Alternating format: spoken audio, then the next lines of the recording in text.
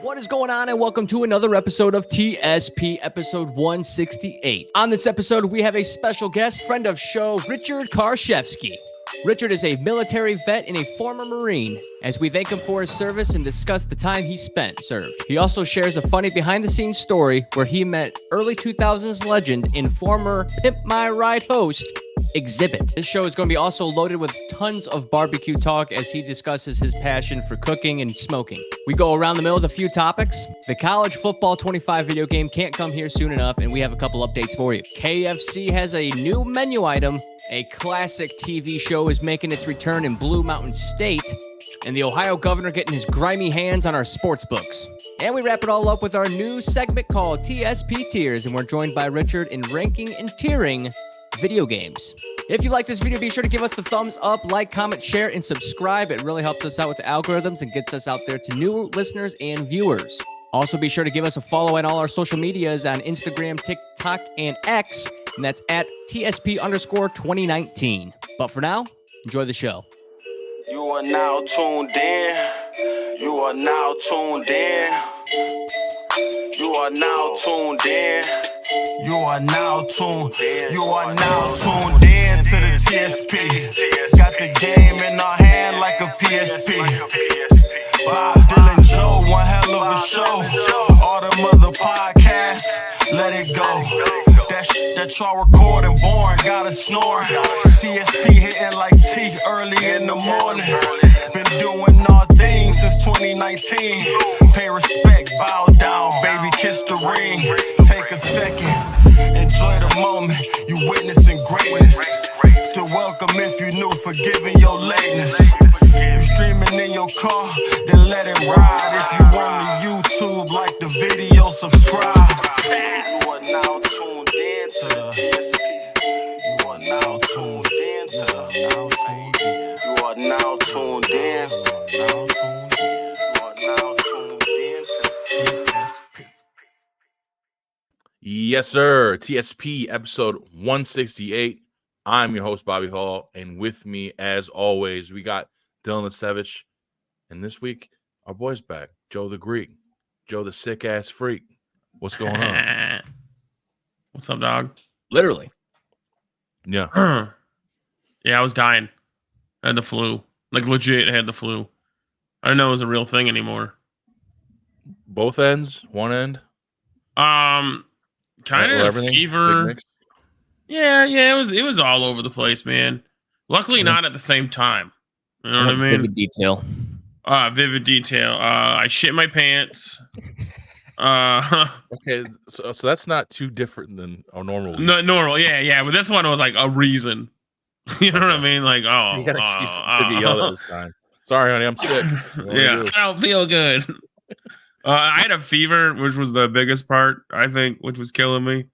I was like 104, which, yeah, that's, I don't know. And then, you know, like, yeah, it was hot, bro.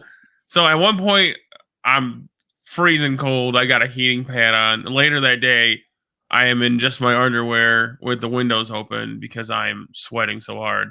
And then I go back to the other end, you know, but 3-4 days of that shit. I mean, stuffed up, couldn't breathe. You know, whatever. Regular shit, no big deal. Would they put you on moxicillin or some shit? Nope. I can't tell you what the hell. Thermo something or other. Thero something. I can't remember. Scissor. So, yeah, I had the codeine Prometh. I don't know if you heard of that. Give you a couple purple, man. You'll be. They call it the Texas tea. I use that. Yeah, baby. It felt weird. Yeah. Coming right back to life. Put 3 cherries in there and we'll be good. Boom. Yeah. No big deal. How are you guys doing? Not bad, man. You were missed. Our guy AD, he was definitely, he said he was looking forward to, you know, having you join us. But, you know, we'll bring him back in the future. That was a fun show. Great time with that guy. And he's shouted us out a few times. And he actually went out and clipped his own clips and stuff and posted them. So definitely appreciate that. I noticed we had a little bump in subs and shit, views. And I also seen that the vlog was still climbing in views too, which was sweet. So one thing we were talking about last week, I didn't bring up pre-production, was people were really digging the vlog. So you did a good job editing that. There it is, baby. And that D'Lo did a good job with the thumbnail there. He's a pro, but we were talking about doing like a quarterly TSP trip. So I feel like I can't get over this motherfucker's face in that thumbnail. He was so intense in the car. Why? It gets when it comes to that gambling, baby. It turns him into a whole other beast. But this is bullshit. What's I think? Maybe late spring, we'll maybe try to figure something out, and we'll vlog it and stuff, and we'll see what's up. We'll have to figure out somewhere else to fuck around at. But yeah, some kind of quarterly trip, to where we got plenty of time to plan it out and schedule out and figure out where to go and what to check out, whether it be another store or I don't know, some fucking restaurant or anything of the sort. But people were digging the vlog, so we'll have to try to make it happen some more. But yeah, good to have you back, D'Lo. How you feeling, sir? Man? How we doing? What are the vibes? Doing all right. We're doing all right. Speaking of like the betting and situation, just spinning tires in mud. It's what it's been. That's you win some, you lose some, and you find out you're still at the same number. So we're trying to grow it. If you ain't growing, you're dying. They say, right? Yeah, go home or go home, right? Yeah, go home or go home. Go home or go home, baby. There it is. It's your only options. I mean, new TSP shirt. Go home or go home. Fuck it. I caught my wife saying that shit. She was listening to it while she was doing something cleaning. She's like, "Go home or go home." What? She was thoroughly fucking confused, dude. Sweeping the nation. I don't know if it's the way you think it is. Don't put me down. Come on now. Yeah. Rise sorry. Up. Yeah, rise like a phoenix. Go home or go higher home, I guess. I don't know. Yeah. Jesus. No, it's been good. It's been good. Just waiting to switch back to day shift sucks. Experience. I think it was last Sunday. After we recorded, we had a little Sunday gambling cave sesh. We actually came out pretty solid with that. And then you I don't know, you said the fiance, I kept getting Wingstop ads or something on TikTok or somewhere. Mm-hmm. So I had the craving for it. You guys went and tried it, and yeah, text later on with raving reviews, man. So let people know, man. What'd you get? I mean, thoughts. Oh, it was fantastic. Okay, best boneless wings that I've had in a long time, and fries. Their fries are amazing. Yeah, hand cut. Oh yeah, fresh. It was great. I mean, a little bit sketchy part of town to pick them up, but it was worth it. It was a 25-minute one-way drive. A lot of police officers flying by, so it kind of added to the ambiance of the whole situation. Hell yeah! And I mean, I always say, if no offense if you live by one, but if you buy a Church's Chicken, you're probably in a little sketchy part of town. So I'm from Toledo. I know how it works. So that's that. I never went by Church's Chicken, and it was like I never had Church's Chicken. Maybe they have better chicken than Wingstop. Who knows? It's different. It's not the same kind of shit. I don't know. I've never had. What? It's one of my favorite ones. I like it better than Popeyes, and then people are gonna be like, "What is wrong with you?" Shit. Wow. Mm-hmm. Yeah, that's pretty. Yeah, fight me. Don't care. That's a bold statement. Don't care. Said what I said. They have blackened ranch there at Church's Chicken. No. Then it's not better. So case closed. So, but anyways, I did get Wingstop and it was great. Got a couple wings. I think I got like 40 fucking wings. Jesus Christ. Yeah. So I was gonna go there. I was gonna get the experience. So we divvied it up different flavors.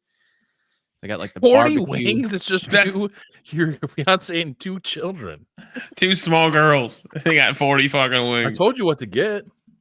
Yeah, you told me to get the 20 wings. So I got 2 20-wing meals. Well, I don't know. Did you have some for lunch at work or something? Yeah, I did. Smart. Okay, there you go. Yeah, man. That's smart. Yeah. What Blue sauce? collar way to go. What flavor you get? What you doing? You're just wasteful. Is what you're doing. If you don't have leftovers.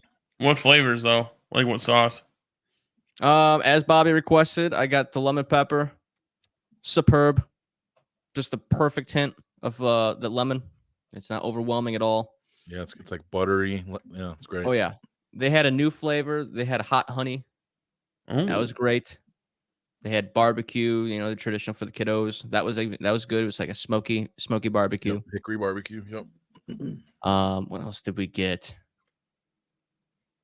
Oh, and she got a Louisiana hot sauce one as well. It's kind of like a medium heat type deal. A little I bit. think was it Cajun?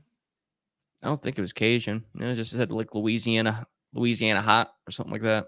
But it just tasted like a normal medium hot sauce. There's nothing to knock my socks off with. But the hot honey, the lemon pepper, and I feel like we got something else. I just can't think of it. And that ranch, baby. That ranch is what steals the show. I was more surprised by the fries. Okay, because those knocked my fucking shit off for real. I was dazed and confused when I had a bite of those fries because they just, you don't expect like a wing place to have like dynamite fries. At least I didn't. I went there for the wings. So when I just get like a fry, and it was like they seasoned it up or something. I don't know if it's the oil they put it in, but dude, if those were in the rankings when we did fries, that'd be superior tier. They're good, man. And what they're I better do than is McDonald's. you have the option to get them well done, which I do, so that they have a little more integrity to them by the time you get them home, sitting in the fucking styrofoam. But yeah, I mean, you can't lose with hand cut, man. That's why Penn Station fries are good. Five Guys, like the fresh cut, carnival style shit. They're great. I'm a big fan. I knew you'd love it, man. Wingstop's is shit. I'm glad we got one over here closer to us on Navarre. Oh, it's on Navarre. I was trying to figure out where that would be at for you. Yeah, yep, Navarre. Navarre's yes, that's what we got quite a few things coming. There's gonna be Olive Garden coming in there in the future.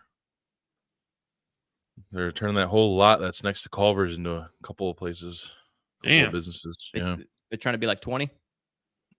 Kind of low key, yeah. It's kind of like a smaller 20. They're bringing all kinds of shit. I mean, where ABC Warehouse shit was, like they got the fucking Planet Fitness and shit. So they got. I wonder how they're gonna keep out the East Side riffraff right there. Probably won't, especially when you get an OG put down in there. Oof. Shit. Never ending pasta bowl season. Shit. Gonna get rowdy. But yeah, man. Yeah, it's good. I'm glad that you dug it. I knew that there wouldn't be any chance that you wouldn't like it. They do it right. That's when you're known for one thing, you better be able to do it good. Or else. It's not Wingstop and they got fucking burgers and fucking pastas and shit. They do wings and they do it well. Yeah, that's what I'm saying, man. If you're gonna work on your craft, perfect it one thing. Okay, don't be like these other places and sell chicken and then veer off and try to make like some kind of like pizza combination. Well, it's like I think they changed it. People were fucking complaining about it, but I mean, Cheesecake Factory used to have a fucking 30-page menu. Dude, I remember the first time I went, it was like a book. Is wild. What do I get? Yeah, Gordon Ramsay would lose his shit walking in there. Yeah, this is absolute shit. What are you? Yeah. An idiot sandwich. That's where we're going next Saturday. We're going to Cheesecake Factory for a little late birthday. Oh, so boy, and then I'm gonna hit up that BA Sweeties. I'm thinking about maybe doing a little mini vlog of when I go to BA Sweeties, which is the candy place, the biggest candy store in the country. It's pretty sweet in there too, literally. Ayo. Ice cream shop. Yeah. It reminds me, because they got all kinds of shit from hanging from the ceiling and shit and random stuff. It's like if Jungle Jim's was like a candy store, but obviously way fucking smaller, but same kind of vibe in there. It's cool. So that's gonna be the next week thing, and yeah, I'm thinking about maybe we'll see, maybe a little mini vlog, but we'll see. Oh shit! How it's going, man. I got something to say real quick. Sometimes scared. Doing this podcast makes me feel like I don't have an exciting life, Bobby, Joe. You asked me, I hey, love staying at how was home. your week? How was your week? I got nothing shit to say. Had Wingstop a week ago. How's your week going? Dude, I'm in the same boat as you. Listen to this. I went to the I just grocery told store. you this is a late birthday celebration. I won't do anything else till fucking June. We're going to Hocking. We just booked our cottage for Hocking Hills in the first week of June. Won't do shit until then. So I mean, you just catch me. It's still near my birthday. So we just had. I go to work, come home. Tori's tax return to fucking drop so we can ball the fuck out. That's why we're doing getting shit. to the point where I don't It's want my tax birthday season, to baby. come, man. Yeah, get you some of that tax money and keep it away from the sports books, and you'll be able to fucking have yourself a time. Jesus Christ. No, dude. Like, why would I keep it away if I can easily double it? Shut the fuck up. Don't even. Come on, Jed. Yeah, just let me. I'll flip it. Like let me flip it. Fucking, world travelers and shit. I mean, he went to. I don't go anywhere. Cheese 2 weeks ago, and then we're going to the grocery store, Sam's Club. That's like the highlight of my week. Yeah, dude. That's all I ever do. Yeah. I went to Hobby Town yesterday because it was next to the place we get our dog food at. That was it. It's because it was convenient. I didn't go out of my way. Maybe I want to spice up my Sunday and maybe go to get some Ashley furniture action. There you go. Oh god, that's adult shit right there. If I ever heard of it. New furniture rules. Yeah, I'm gonna be going. I'll be furniture shopping. Looking for a new L-shaped couch for the living room. A little bit more deeper cushions. Good naps. Good naps. That's what he's worried about. On there. And then the couch we have now. When are you gonna break? You got to break it in though. You know what I mean? Yeah, break. Yeah. Mom, go get the kids. Oh, baby. Come on. Get you some of that Jungle Jim's fucking tea. You'll be ready to rock. Oh, Christ. Or you'll be stumbling around and throwing up. One of the two, but yeah. Off of half a cup. Oh, that Jungle Jim's tea. Fuck, yeah. 9% alky, dude. You were fucked up, dog. Yeah, I was on an empty stomach, okay? No, you had the combination of shit. It was all right. It was just funny. Yeah. That was wine. That was straight wine. That was not out like a beer or anything like that. It was like tasted like wine. I had like 16 ounces of wine. You made me chug it. We didn't make you do shit. You're a grown money's worth, man. You're a guy that likes to get his money's worth. I wanted to make sure, Yeah, not a drop was wasted. Yeah. Vlog there for proof. Yep. Thought you were gonna die. Me too. How's your driveway, man? Is it finally totally clear of red dyes and? Yeah, I think so. Okay, nice. Dude, that was so stupid. Gotta make sure. But boys, we had another guest this week. Another close friend of mine. Very excited to bring him on. Been talking about it for quite a while. We're gonna be talking about all kinds of things. My guy here, he's served the country, so we definitely make sure we'll shout him out on that. And now he's big barbecue guy, so I'm definitely he's got some photos and some videos I think for us to check out later, which I'm excited. And D'Lo, he's a big Browns guy, so we'll be getting in a little bit of some Browns talk, of course. And I'm looking forward to it, man. Been very excited about this for quite a few weeks now. So for episode 168 today, we have my guy Rich Karszewski. Rich, my boy, thank you for some free time on a Sunday to talk some shop with us. Like I said in the intro there, been pretty stoked to have you on for quite a while, so I'm glad we're finally able to make it happen. Absolutely. Good morning, fellas. Appreciate you having me. To all the TSP viewers out there, I've been looking forward to this for a long time, so I appreciate it, fellas. Yes, sir. Yeah. So I guess before we jump in anything, have you had Wingstop, and what are your thoughts, man? Big fan of Wingstop. Yeah. Okay. Honestly, for like a quick pickup, but yeah, we have the one over there off of C-Core, right? I definitely started jumping onto the sandwiches when they came out too. I think that was a big key. They're solid. Yeah. Those sandwiches with all those flavors, you got the lemon pepper in there. I'm a classic guy with their ranch too, so I don't need to have all the flavors, but big fan of Wingstop. Dude, that ranch is legendary. I've top-notch. found out how to make it. Sometimes I'll make it at home, and I can fucking drink that shit.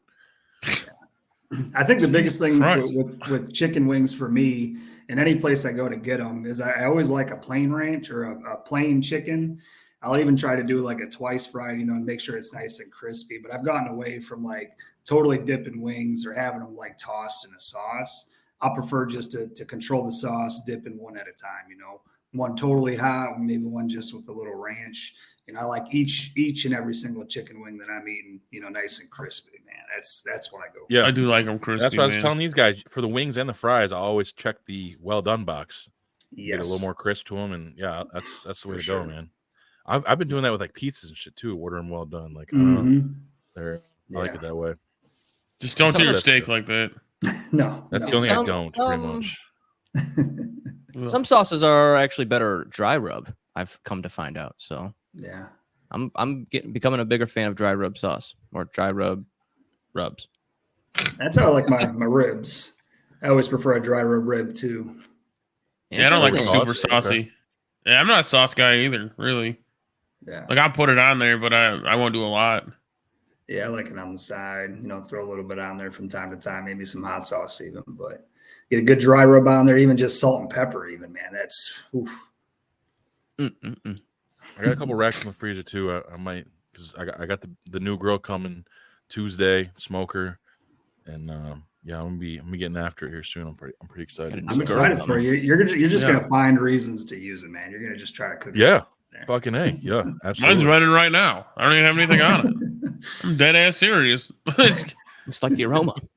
Yeah, it's preheating for like 2 hours. Oh well. All right. Well, I want to get into what's on the Sunday smoke menu here when we get into the barbecue talk. But yeah, Rich, we've been close friends for a long time. I mean, shit, man. I think a year out of high school, we basically essentially lived together pretty much. Yeah. Whether it was at our guy Al May, shout out to Al, or Keith, we kind of just bounced around. Me and you were kind of just a couple of fucking young ass like hobo kids. Wherever we can find a place to smoke Black and Milds, man. That's Black and Milds and fucking Polar Pops. Yeah, man. $dollar menu. Gears of War, Madden McDonald's. Yeah. You were talking about the Madden tournaments the other day in one of your shows, and it was cutthroat, man. There'd be 8 of us at the Maze's house. We'd be playing Madden in the one room, and out there probably taking a couple shots in the kitchen in the other room. Just really intense, tournament. Fucking people's faces and shit because they beat you by a touchdown. It's just you start slinging off personal shit. It's like you see it real. That's why your parents got divorced. Very much, dude. Oh fuck, man! I'm fucking out of here. I lost in the first round. Yeah, that's some good times. But yeah, man, I look back on those days fondly. It's just, I hated being home for numerous reasons, and I loved hanging out with the boys. And me and you kind of. What was that fucking car? Yeah, that little maroon ass. Oh, it's a little Cavalier 4-door, man. Yeah, little 4-banger. And that thing was clean. I'd gone through, a couple $100 cars in high school, man. Just whatever had 4 wheels can get to A to B. But found this 94 Cavalier. This woman had a garage kept for a number of years. And so by the time I got it at 16, 17, it probably had 15,000 miles on it, no rust. And that thing drove around for a minute, man. That was like the perfect high school car to have. I think Greg smoked his first Black and Mild in my Cavalier as well. I got in trouble. It was worth it. Yeah, man. I remember the Black and Mild wood tip. I mean, it just totally blew our fucking minds. Dude, wood tip wine? That used to be the shit. Yeah, that was. Yeah, we were inhaling them like fucking morons. Same. By the big 50 count box, just be going through them. Yeah, or like started. I don't know what they call it, freaking them or whatever, where you take the little fucking take that cardboard out. Put all the shit back in there. It's like just fucking. What a waste of time! Why do people do that? They're like 80 cents. We just had all the time back then. Yeah. Just living off fucking cheap food, because Polar Pops were only 59 cents back then. So yeah, just whoever would let us sleep on their floor every night. I'm sure all the parents around were just like these kids again, man, because we were always just at one place or another in hordes, up until like fucking 6 in the morning. Oh my goodness. That are just roaming around Wallbridge, the typical 8 bikes in somebody's front yard in Wallbridge. You had 7-Eleven right in the middle of town. You could walk there, there. Vito's. So. You had 5 for 25 or 6 for 30s or some shit. Yeah, Shit, Fucking swimming. Ackenberger's house over there. They'd always have to get a bunch of We people swim at the storming their terrace all basement. day, bike over there, and just eat pizza. Trouble, man. It was legit. What's that? The Sandlot, man.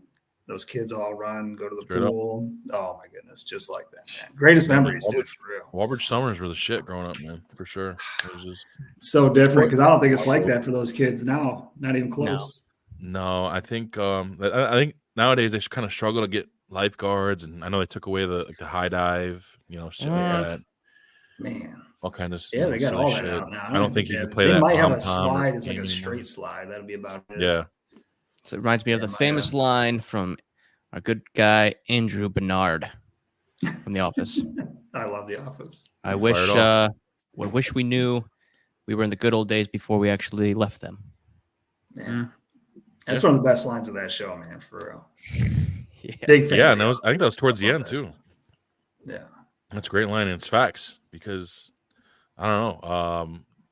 Like I said, for like the first year and a half out of high school, we were kind of just living it up and not really having any cares in the world. And then I don't know, you decided to jump into the military, man. And I remember selfishly, I was like, this kind of fucking sucks. I just lost my running mate. You know what I mean? Like, what am I gonna do? I think I was working at some fucking gas station or some bullshit at the time. So I was like, this kind of fucking sucks.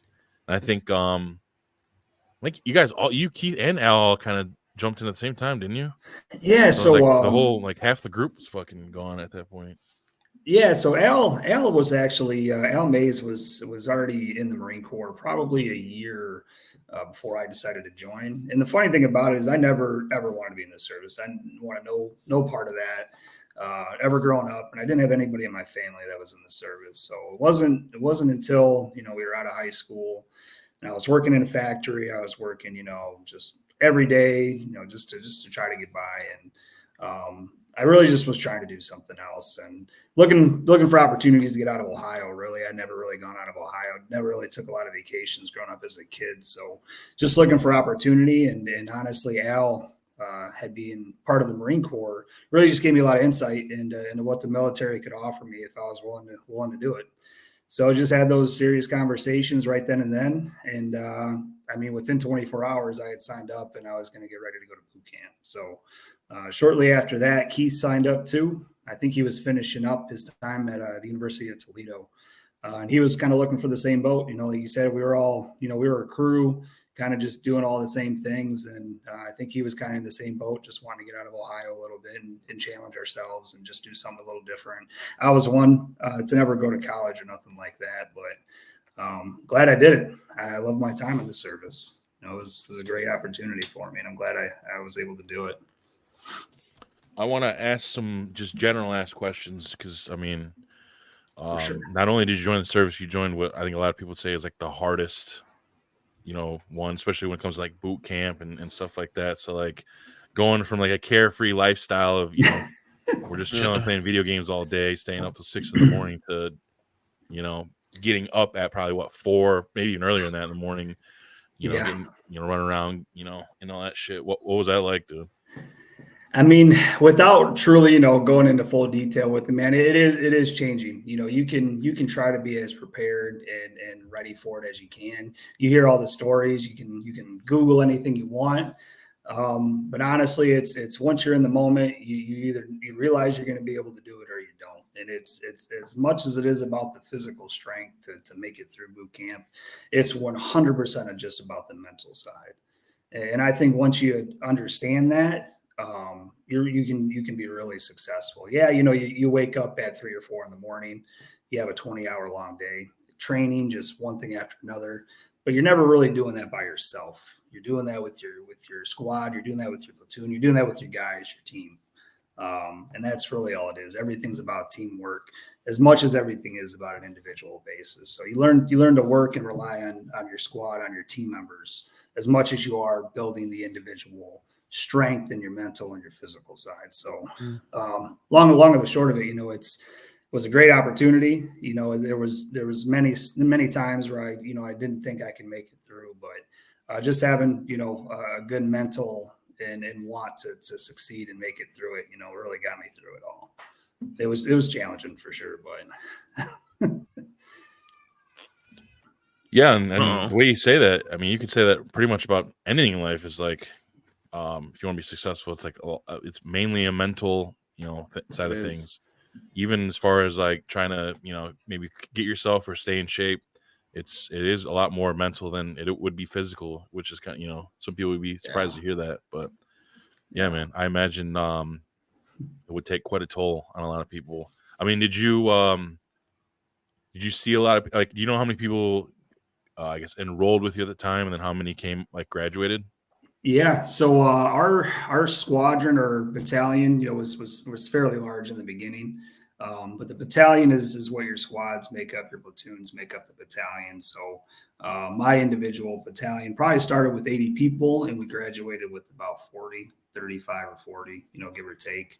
And that's with people either just falling out, not being able to make it. Because the one thing they don't ever tell you is that once you sign up for the military, you never can just quit. You're signed up 8 years obligated service to the military.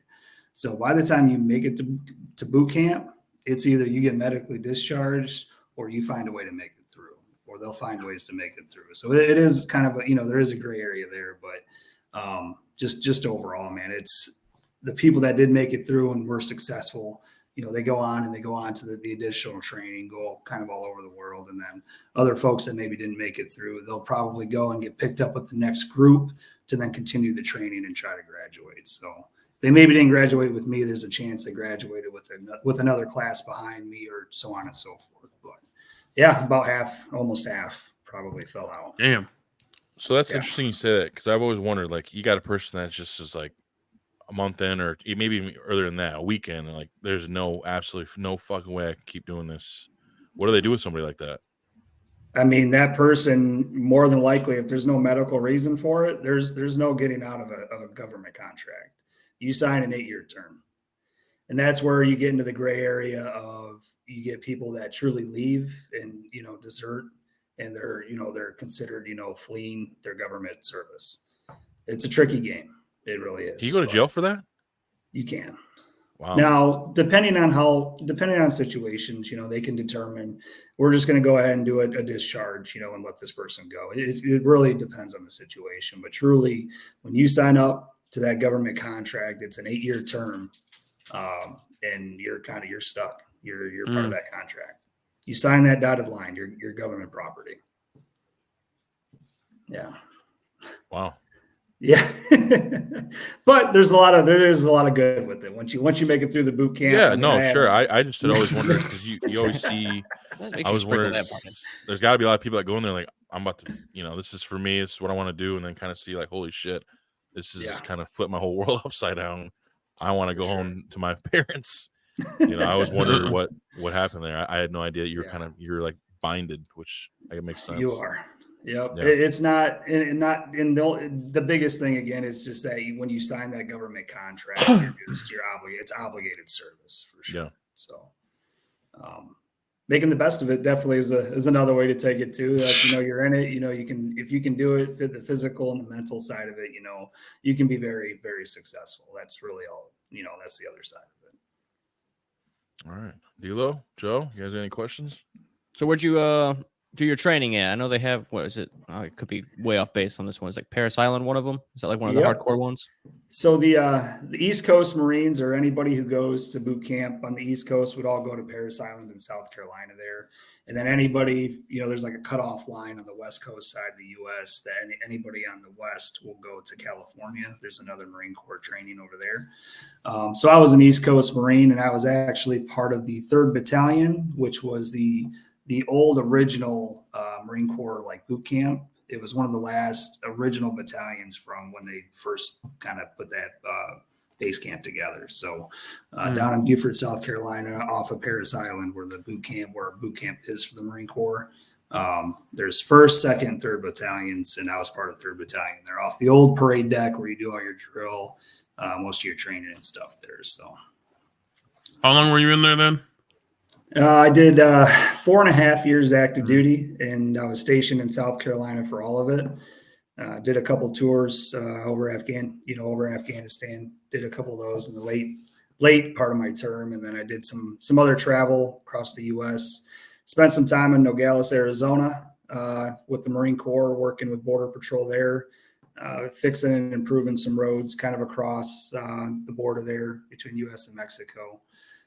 Spent some time in Northern California, 29 Palms, doing training, just as well as some other workups and things like that. But besides that, I spent most of my time just in South Carolina when I wasn't doing all that training. So South Carolina, Georgia area was a great time. Nice. Yeah, because I think you graduated, and then you get like a week off, and then that's when you get sent out to where you're stationed right or whatever. Back into training. Yeah, so right out of boot camp, depending on if you're going to be an infantry guy, you would go to the School of Infantry. I was an MOS guy, which is just a military occupational school. So like I went in the service, I was a driver, so I had a CDL class license to drive all military trucks, travel. That was my job. Beyond convoy securities, machine gunning. I was a truck master, load master, and we would do convoy securities when we were overseas. So that all of our time spent in the U.S. is just training, convoy training, vehicle logistics works, transporting, goods back and forth from military bases just here in the U.S., just supporting all the training activities going on. So that gave me an opportunity to kind of travel some more. But that initial training, huh? Yeah. That initial training right out of boot camp or right after boot camp was over in Fort Leonard Wood, Missouri. And it's like we're all like the heavy equipment training is done for, I want to say Navy, Marine Corps, maybe the Army as well is done in Fort Leonard Wood, Missouri, as well as the motor T trainings. That's where like all the truck drivers, get their CDLs. So it's a joint base between Marine Corps, Army, Air Force, Navy. Nice. I got so when you got sent over to Afghanistan, this will kind of there's a dude that I stumbled upon on TikTok, which is who I find all kinds of shit anymore, but he can't remember which branch he's in, but he's in the military and he's always like trying out different MREs. Oh, yes. So I was curious, maybe what was maybe one of your favorites, and maybe it was one that had you gagging. Okay, so the number one MRE to stay away from at all times is the veggie omelet. For exactly what it says. It sounds so bad already. Omelet space food is truly what it is and tastes like. The worst one. Personally, my favorites, if you're able to get a meat ravioli or even just a traditional Salisbury steak, like those were probably my two favorite MREs. I got a meat ravioli MRE in my house somewhere. I gotta find that's gold. That is gold, because most of the time the meat, most of the time those good MREs came with like a bag of M&Ms or Skittles or something, or even just like a package of peanut butter that you can do some like peanut butter and bread. Oh man. But I'd say the veggie omelet was definitely a no. That was a terrible one. God, just to think of, I'd do everything I could to get the Salisbury steak, though. That was my favorite. That, a little bit of pepper, salt and pepper, and then the hot sauce. That was all day. That's the go-to, huh? Are there any people you still in contact with that you met? Yes. So I have probably a good 7 or 8 guys. We have a group chat. We talk all the time. One of my closest buddies, brother of mine, his name's Adrian. I could call him Chico. He was over in Illinois.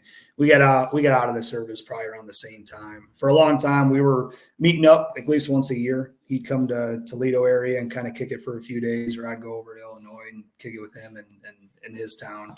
His small town of Chester is really like Walbridge. It's really small and just a lot of people close together. But yeah, I keep a pretty close contact with a handful of guys I was stationed with, as well as some guys I deployed with both years. So just a brotherhood I'll never forget, and I'll never forget these guys. We may not be arm's length away, but we definitely make an effort to try and see each other once every year, a couple of years. One of my buddies got married a couple of years ago up in Wisconsin, so my fiance Emily and we went up to that wedding. That was a great time. She got to meet those guys. So lifelong brothers for sure. That's awesome. Yeah, I love it, man. What's this? You did? Oh, go ahead. No, sorry. I was watching this military show. I forgot what it was, but it was on the History Channel, and it pretty much follows these guys. It's like I don't know, it just follows them on like tour and stuff. And one of these guys had to drink this like tarry substance, and I forgot what it was for. Either he like had food poisoning or something like that, or it was like a detox. But do you know what I'm talking about? It's like some kind of like it's like a black charcoal. The only time I've had to take something like that was to do like internal X-rays, after some kind of blast or something like that, just to make sure you don't have like internal bleeding or nothing like that. But I couldn't imagine those guys just like taking it, in a daily. I wouldn't know what that is then. It's just like a black tarry substance. That's the only thing I can think of. But no, it was definitely hard for that person to take it down. So I don't think they did it for enjoyment. So, I don't know. They didn't like it? What do you mean? It wasn't very good. It did look like he enjoyed it. So, I'm not too sure, Dylan. Sorry, man. No, you're good. It's fine, man. We'll have to have you try it on air, Dylan. Yeah. Right. Yeah, why don't do that to that guy? Then Joe can do the MRE.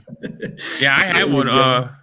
I delivered some military surplus place, and the dudes were super cool. I was like, just asking them, what kind of shit they sold there, because I go to a bunch of different places in the city, right? Mm-hmm. Just bullshit with these guys, and they're like, "Oh, here you have this." They gave me the MRE and something else. I can't remember what it was. That's awesome. They hooked you up, giving you that ravioli. Oh, it was ravioli, and I got something else from them too. I can't remember what it was. Similar shit. But I run into a lot of cool people like that. It'd be hilarious. So if you they did gave you did the full 8? Omelet. So I did do 8, but it was 4.5 years active, and then the other 3.5 were as an inactive. For some reason I thought you did 4, but I guess were you home for the last half? So the last, I actually should have moved back in like November of 2012, but I stayed and extended just a few months to finish out my second tour. So I was actually in Afghanistan at that time. So I just extended another 6 months that allowed me to finish my time overseas, come home, wrap up some things, finalizing some, some separation paperwork, actually moving home. And then at that point, I'm an inactive reservist. And that's what the military does now to pretty much avoid a draft status, is that anybody then in that inactive term, like the second part of their obligation, those are the first people they would call in a war. So like during that 3.5 years, they're going to call me over just like calling up some 18-year-old kid right out of high school. So I didn't have to like go once a month or every weekend, do drill or something like that. It was just, I was on a reserve status since I did active duty. Damn. For 4.5 years. So I don't think we'd ever have to have a draft or nothing. I hope we wouldn't. Yeah. I think I'm safe. Yeah. I'm a only child, last line of the last name. Yeah, you would be a liability. Good. So You're good. You don't even know. What does that mean? Go home or go home, right?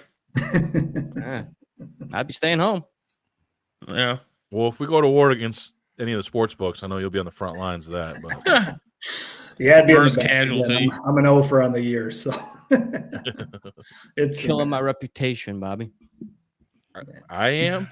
You're very open to that. Bro, he were notorious for being a shit gambler. Notorious. That's your I just tell you the thing, bad man. stuff. All right. Oh, hey, but then by all means. But Rich, when it came down to it, how long did you deliberate on whether or not? Because a lot of people will sign on for another X amount of years, or decide that they've had their fill. Was it a quick decision, or did you deliberate on that for a while? It was actually a really long process, because when I was in Afghanistan my second time, I was in the process of reenlisting. I was working on going to MSG school, which is like Marine Security Guard school. And that's schooling over in where's that? I think it might be over in Virginia. But it's something that you're only allowed to do after your first 4 years. So like when you reenlist, you're either going to go and be a drill instructor, or you're going to go and be a recruiter, or there's a couple other things you can do. But the military forces you to continue to expand and develop your military career. So I was working to be a security guard, guarding embassies, right? You see the military guys in front of the White House, Marines in front of the White House.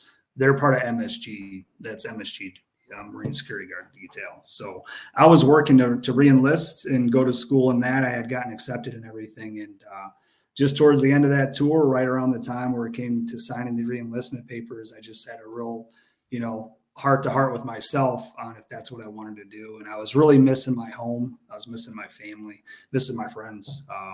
Even though I had a new family per se in the Marine Corps, I truly just missed the time I was missing from, my little brother was growing up, my little sister was growing up, my nieces and nephews were growing up, and I was missing all of that. It was one thing, to be a single guy without kids in the military and just kind of running, hey, taking life, every day by the coattails. But, it really came down to missing my family and my friends that I had grown up with. So that was really the kind of deciding factor in me moving home and just kind of starting from there again.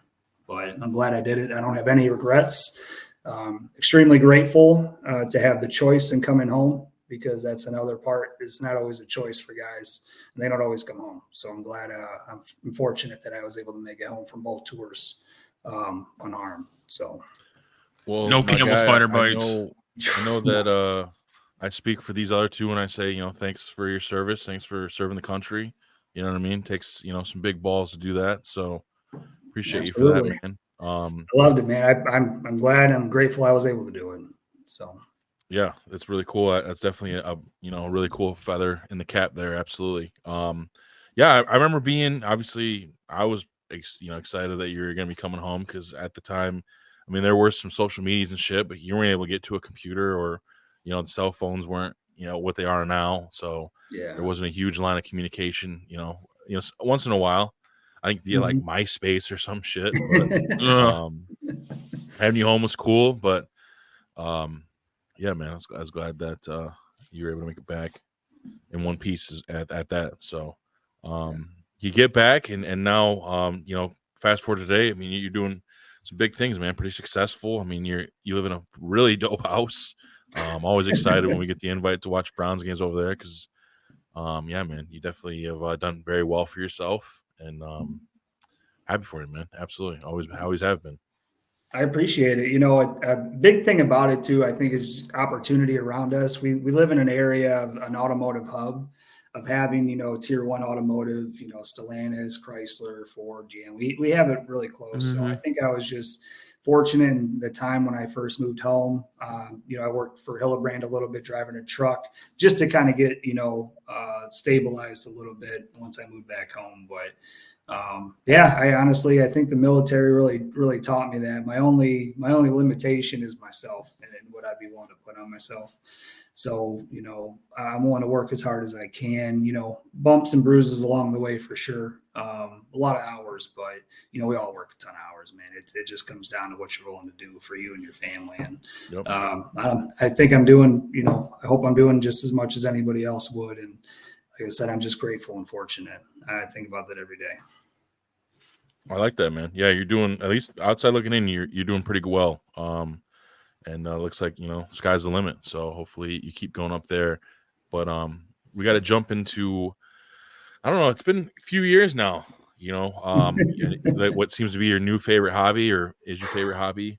Yes. You're a big barbecue guy, which as you know, I've always been big on the grillers and even the thrillers on the inside. I love to cook, and yeah, man, that's your big thing now. I don't know where that because when we were growing up together, we definitely didn't do a whole lot of cooking. We were eating a lot of processed fucking gas station garbage. Food, so having those some say taquitos and shit. Going from smoking wood tip black miles to smoking meats.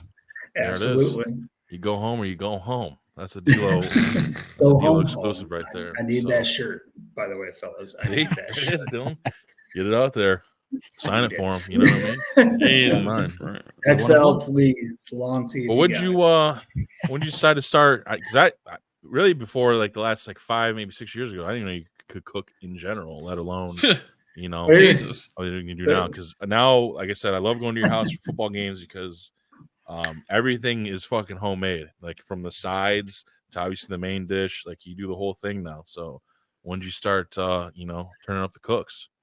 I mean, honestly, I've loved to cook and eat food for all my life. I spent all my childhood, if I wasn't out, running with you hooligans and Wallbridge, I was spending the time in the kitchen with my grandmother.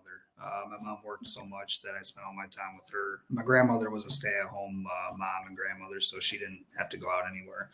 But just sitting in the kitchen helping her as much as possible. I loved food in general, so it was easy to sit and help her because I got plenty of scraps and tastings here or there. But I really started taking that home with me. It's a hobby I have in the house, not just barbecuing, but I love just cooking up everything that I can, anything and everything that I can make from scratch. I try to do that. My fridge is full of condiments for sure. Don't get me wrong, but I always go for, what I think would be the best taste for whoever's going to eat it, not just myself. So on top of barbecue, I shared some photos of just some things I've like whipped up in my kitchen here. And I think probably the last 5 or 6 years now that I've had a kitchen that's feasible to work with. Some of the apartment kitchens that I've had have not been big enough to try to do a lot of the things I want to do, but definitely have a space now that I can kind of flow and get some things working. And honestly, just the more time I spend in there, the more confidence I get to try to do other things. We kind of mentioned doing ribs earlier, right? I'd barbecue ribs, but I'm actually not a great rib barbecuer. I'm terrible at barbecuing ribs, smoking ribs for some reason. I just can't do it right. It's the easiest. I know. That's what everyone tells me. I think I get so frustrated and upset. I just go ahead and work over and I'll just be like, I'll just work up a brisket or something like that. But really just gotta, I try to keep challenging myself and the things that I know are good. I try to just keep saying consistency with how I'm making them.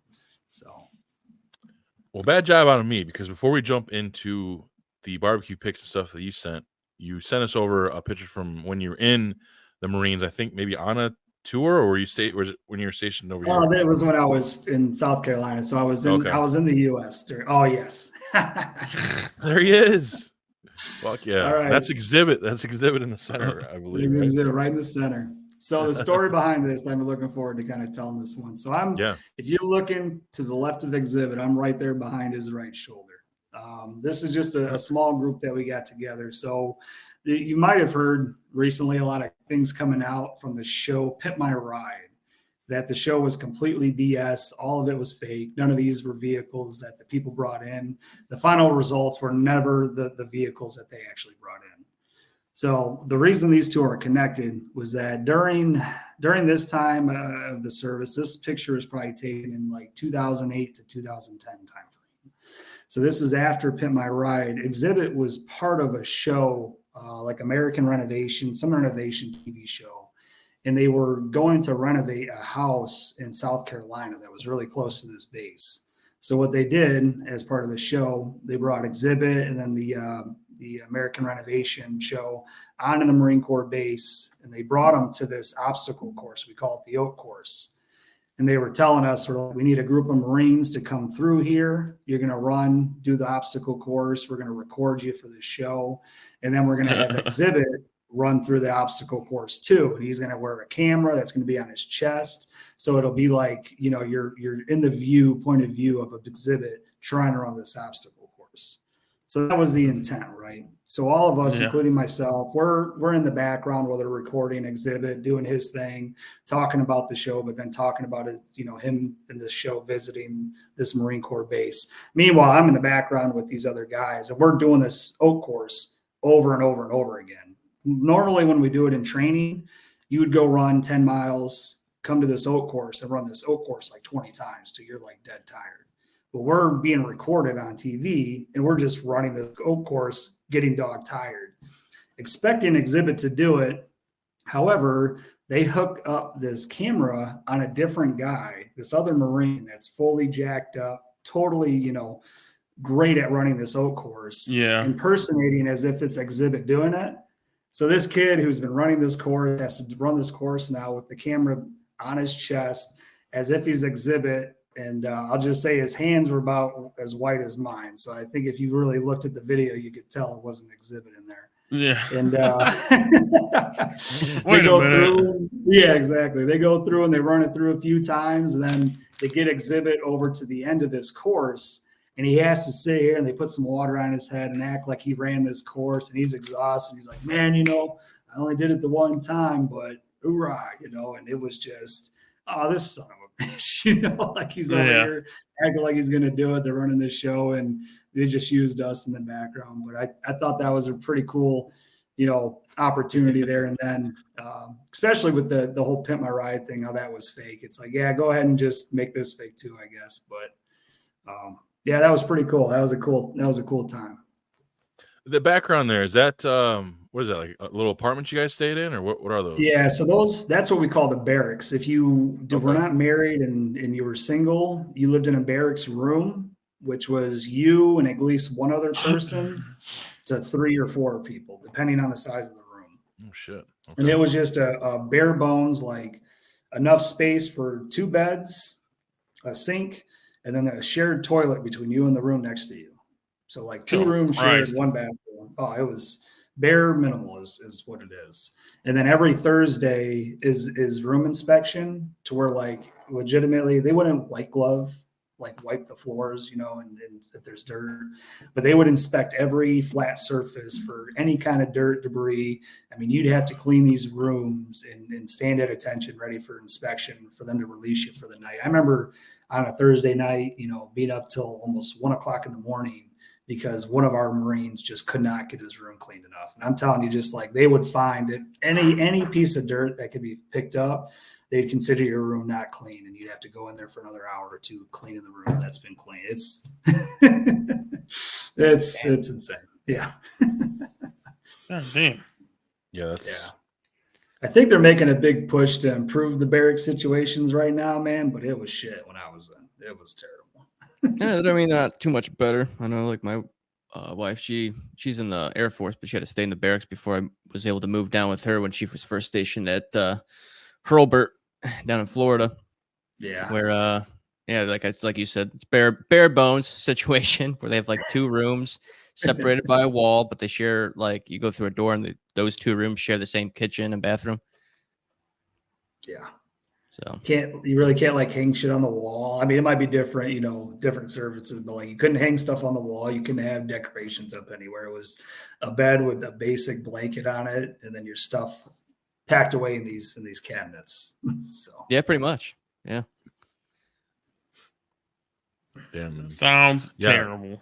I was looking forward to the story when you kind of gave me a little heads up on that. It's Xzibit. I'm like, oh boy, what's this one to be like? You have to see the movie magic of not doing shit. Exactly. Yeah, for real. I'm so tired. So yeah, sorry, I kind of forgot about that until I was thinking about these photos. But yeah, we got some pictures of some of your work here, man, on the barbecue pit. Deal if you want to start pulling those up. Your culinary creations. Yeah, most of these are on my TikTok now. I'm the worst at social media. I have a 0 social credit score. I don't even think I have Twitter or whatever it is now, X. I'm terrible. So not all the best quality pictures, but I'm trying to get more into kind of developing like videos with how I'm cooking and just do some more. I gotta Same. I'm ass at this. But I really want to show and promote more of the food that I'm cooking, just share it with whoever's interested in watching. But yeah, man, this is a beautiful pork shoulder I shredded up. I think, Bobby, this might have been one of the times you guys came over here. But yeah, that's a good, probably 8 to 9 hours smoke there on my pellet smoke. I got a Pit Boss pellet smoker that I just absolutely love. I'd turn it on just for fun. I mean, you guys have been talking about, I'm about to throw it on. Even if I just throw a hunk of cream cheese on there and smoke a block of cream cheese, I'll just do that. But I'll find something to smoke. It's the best, dude. Which I have the 850. I got not the smallest one, but not the biggest one. It's like right in the middle. It's the shit, dude. Mine's big enough. Yeah. Do you make homemade or house-made sauces, or do you prefer like a sauce you throw on with these? If you were to go like the barbecue sauce or something like that? I try to do like a house-made sauce, but when I actually do want like a barbecue, if I'm looking for barbecue, the Kinder's Gold is my favorite. That's my favorite too, dude. Yes, I love the mustard vinegary kind of barbecue sauces, especially with pork. I'm a sucker for that. When I go to City Barbecue, I love their swine wine sauce. It's like a vinegar-based barbecue. It's the best. But then besides the Kinder's Gold, I'm a big fan. I think it's Stubbs Smoky Mesquite. Okay. I highly recommend that one. That is probably my number 2. D'Lo? Nice. You tell him. If you have a Lowe's by you, okay. And I even found this at Jungle Gyms. Oh, yeah. But the boner sucking sauce, dude. I'm That's writing where it it's down. at. I got my notes right here. I can't buy that It's off just of principle just alone. bone Yeah, it's just- sucking sauce, yeah, but bone D'Lo, sucking sauce. he's Dylan, so I added an boner R to my jar. sucking He added a hard R to that. Oh, Yeah, and man, we're you go- demonetized. All right. You go to Rich's house, dude, for a cookout or something. Like everything's gonna be fucking homemade. Like wouldn't even be surprised if he said he made the pan that this thing's sitting on. Everything. I mean, everything. The sauces. There's pickles. I love that fucking coleslaw you make, dude. That shit is so fucking fire. I when refuse the to stuff you buy brought coleslaw to- anymore. The stuff you brought to the turkey fry, like I was eating on that shit for like 3 days after. It's so fucking good, man. So something I definitely recommend is, and it's super easy, is the red cabbage slaw that way. Like not only does it just like appealing, just that purple cabbage on a brisket or a pork sandwich, but I don't know. I just get the tanginess and the sweetness in there. I don't know. It's my favorite too. It's perfect, dude. Like the sweetness with and the vinegar tang, like it's just I'll have to try some of this slaw, man. Oh, dude. Best It was slaw I've ever there. had in my life. I don't My know how you mom missed makes- it at the turkey fry. There's a big ass bowl of it. Maybe it was gone before I got there. I did show up a little late, so No, there was leftovers. Like I said, I was eating on that shit for days. then I probably had. Yeah, there was so much shit there on that table, though. I mean, you could have. That's true. Yeah, there was. I mean, shit, we had 2 turkeys. I don't know how much. There was a lot of shit. I mean, I think I had cheesy potatoes there. There was a bunch of shit there, dude. So much. Year 4, we'll be doing it soon. It'll be here before you know it. Jesus. 8 months. I wanna join the turkey fry with you guys, man. I really want to figure out. Yeah, 3 I mean, shit, turkeys this is year- pretty crazy to do. I could do even just like a little turkey, but maybe a little chicken, but Yeah. A quail. I mean, I think I was frying a turkey for about 5 or 6 years straight there. Just every one of them I felt was getting better and better. So Exactly, dude. We'll Oh, definitely God. keep that in mind, man. That's definitely become a great event. But yes, I mean these are ribs, right? so like these are beef short ribs, yeah. And these Okay. ones, so this is an inside cook. But this I cooked in the Dutch oven for probably 3.5 hours. These Do you like that thing? I I want do. one. It's turning into my favorite pan inside the house, other than a cast iron skillet that I use often. Yeah. This Dutch oven, I use it when I make a ton of homemade soup, different kinds of homemade soups, and it's a great pan for that. But for the short ribs here, it's great because you can do all the browning of the beef inside this pan, and then when you make your stock for the long cook, you do it all in the same pan, and you can throw that pan right in the oven afterward. It's great. And the one I picked up, I think a Lodge one from Meyer for like $40, and it's a shit. Dutch oven. Yeah, it's That's great. That's what I plenty. want. I want That's the cast plenty iron. big too.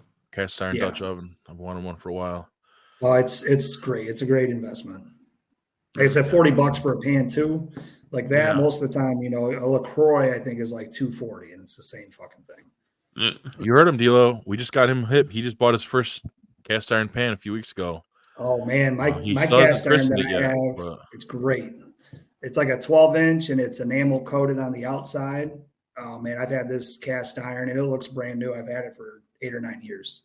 You Great trade a home cast defense, iron. It'll man. last forever. I mean, that's just the best part of it. Mhm. Yeah.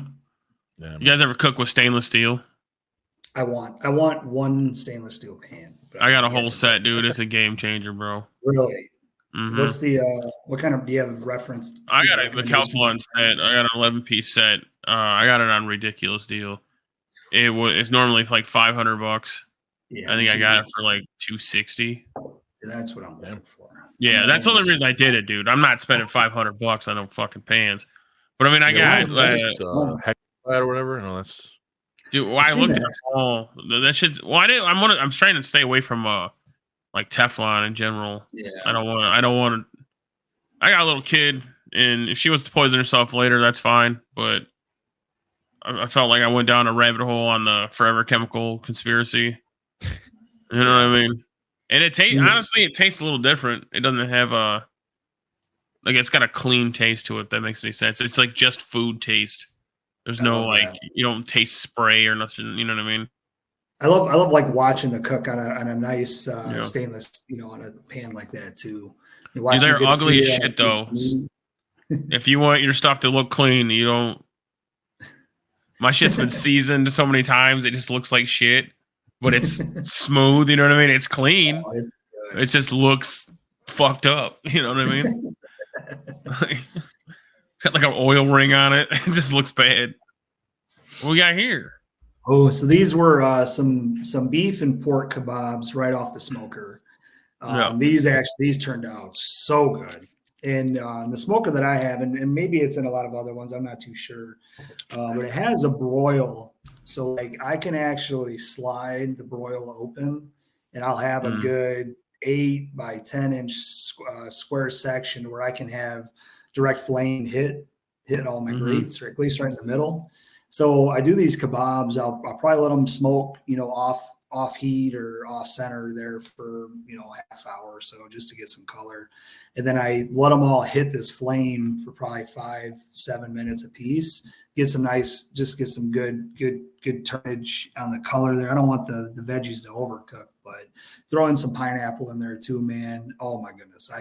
And I'll take like a pork loin, just a big old pork loin, and I'll chop that up into nice little cubes, season it up, get some honey on there, the hot honey, garlic, salt, pepper, smoked paprika maybe, and they're just good to go, man. Chunks of pineapple on there too. Fuck, I love hot honey, man. Holy shit. Like the smoke. I haven't made them in a while, but just kebabs are especially of mine, and Young Deal here can back my claims on that. Yeah. Oh yeah, made the pay-per-view WWEs that much better. Ooh, I bet. Just looking at those now, I'm making me hungry, man. I'm gonna throw my smoker on after this show. I'm telling you. I'm with it. I'm just burning pellets for no reason. Yeah. All right. As you guys can see here, this is a sheet pan of nachos, and I'm going to tell you right now, if you are heating up your nachos and cooking them any other way but in the oven to give you that nice good melt and cook, you're doing it wrong. This is a sheet pan, probably 18 by 10, 12, something like that. And I'll set this up. I'll throw it in there to do the melting of the cheese and everything, and then I'll top it off with the meat. Got the cabbage on there, like I said, a little guac salsa. But I'm telling you, when we do nachos in the house, man, it's like my favorite. Next day pork nachos or brisket nachos every time. You ever do table nachos with the family? I haven't. I've seen videos on that. Oh yeah, it's a great time. I remember doing it. It's just the two of us, so it'd probably just be a huge mess for fucking. Yeah. This was a mistake. Okay, yeah, that's fair. That's fair. Yeah, me, the wife, 2 little kids. Put some fucking like that happens no matter what. I don't deliberately do that, but they end up being fucking table fucking nachos. Yeah, but I mean, like, I'm kid you not. Tinfoil on the table, spread out the chips, a variety, usually like some like mix of like tortillas and Doritos, different variety of Doritos, just to change it up the flavor, and then you just it feels like you're making a mess because you are, but you're just fucking pouring a bunch of food on your table. It's fucking. It sounds like a good time. I would definitely do it if it wasn't just me. But that's fair. That's fair. We could have a guy's time over here, man, Bob. We can just wrap my table up here with all the food. I'm down. I'm gonna have to go tarps off, just so you know. Let's do it. Stop with the tarps off. God damn it! I don't want to get shit all over my shirt. Oh shit! Let's see here. We got this one. Oh, there we go. So this was, and I remember why I finished it off in the oven. It was like super cold outside. I didn't feel like because it's the best. Yeah. It's way faster that way, dude. Way faster. So I smoked it for probably 3-4 hours, and then after that, it really doesn't absorb any more smoke at that point. You're just cooking it in the smoker. So I just transported it right back into the oven here to finish it off. But yeah, this is the last pork shoulder I did, or pork butt. Yeah, that thing turned out wonderful. Juicy. Might have been that picture that you had in the beginning. Do you like to wrap yours at all? I do, but it's with the peach paper, and I'm half and half on it, only because if I'm cooking it and I'm getting a really good bark on it, I don't want to wrap it. I just want to keep it moist and let it keep kind of sustaining that bark, because every time I wrap it, I lose the bark, and it's got a nice color on the outside, but I lose that nice like crunch from the outside. So it's like half and half for me, honestly. I'm not too concerned usually with the shoulder about barking up too hard, because like when you shred it up, you know what I mean? Yeah. Like a piece of beef though, I hate screwing the bark up. That just bums me out. Yeah. But, I'd say more so on the beef brisket. I definitely have to wrap it. Oh, for sure. Yeah, and I got a good peach paper I use for that. Ooh, lasagna soup. Is that what I'm looking at? Lasagna soup. I'm telling you, soup. When we get so excited for soup season, between just like Italian soup, Italian wedding soup, lasagna soup. I just made a tomato soup this week, and then I made that tomato soup the next day into tortellini tomato soup. So I mean, that's just one thing after another. But man, I'm a sucker for soup. I love a good soup. You all watch Seinfeld? You ever see the soup guy on there? Soup Nazi? Oh, yeah, sure. Oh my goodness. I wish that was like a real place, because I'd go there every day. Soups and chili. I'm a soup fanatic, man, for sure. Yeah, when I had you guys over the last time, we did some chili, man, and that chili, we got to do a chili cook-off. We'll have to make sure no Wendy's chili makes it. Yeah, you don't want that smoke.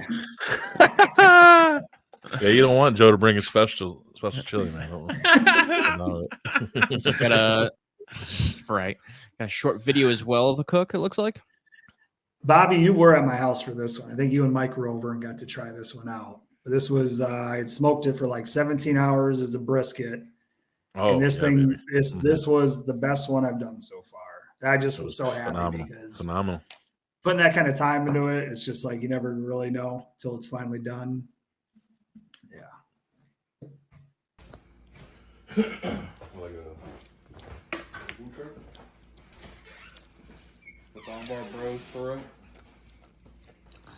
Yep, success. I feel like I was watching something turkey for a second. Yeah, NSFW. Oh, geez. It was like a random Saturday night, dude. You're like, yeah, I'm cooking brisket. You want to come over? I'm like, fuck yeah, of course. I did the same shit. Fuck it, let's just start cooking.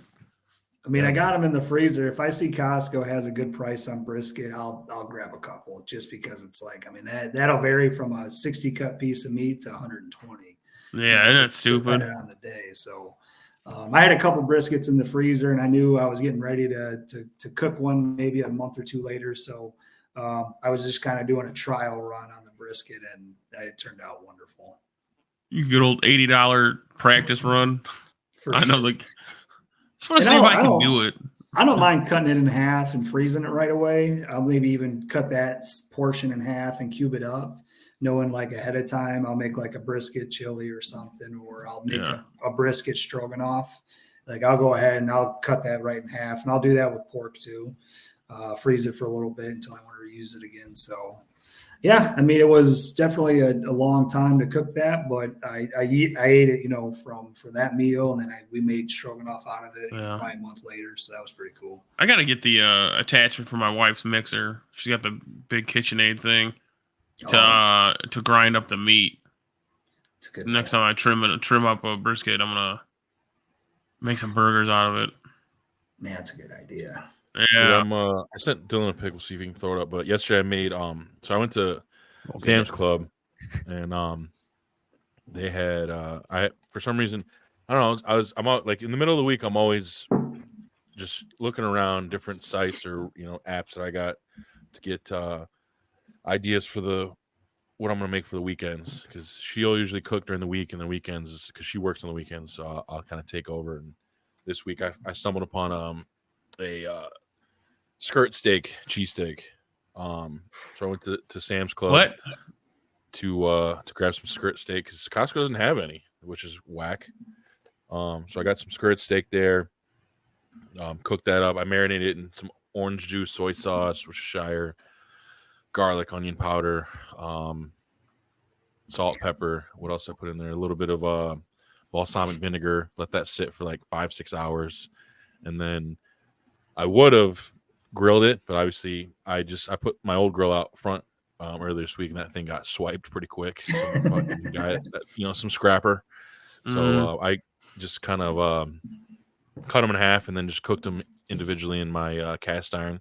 It was just as good as you can imagine on that. And then red onion, bell peppers, made my own cheese sauce. And then Sam's Club also sold these little mini hoagie buns. So I toasted those up and they came out really good. And Jax, my son, is the pickiest fucking eater on the planet. So while we were there, I stumbled upon some prime rib sliders. So I made him a couple of those. And they also sold the brioche slider buns. So made him a couple of those. And those are fire. Kid don't even know.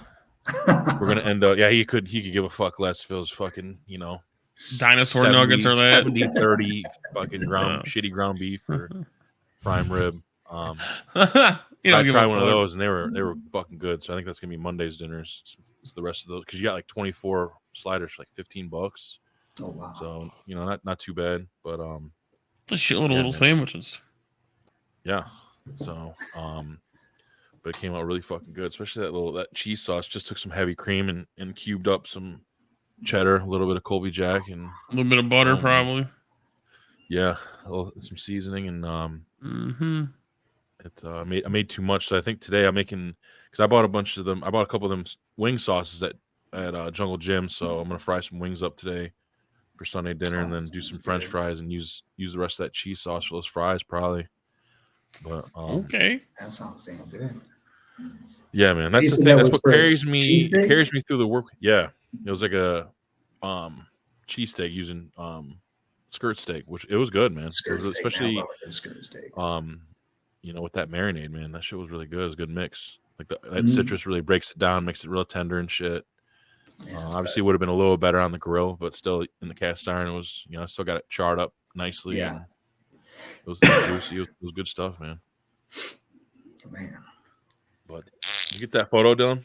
I'm working on it. My phone, I was going under a cyber attack at the moment and shut off and had to do an update. So Korean. Oh, fuck. Okay, we're all fucked up over here. You have a black phone?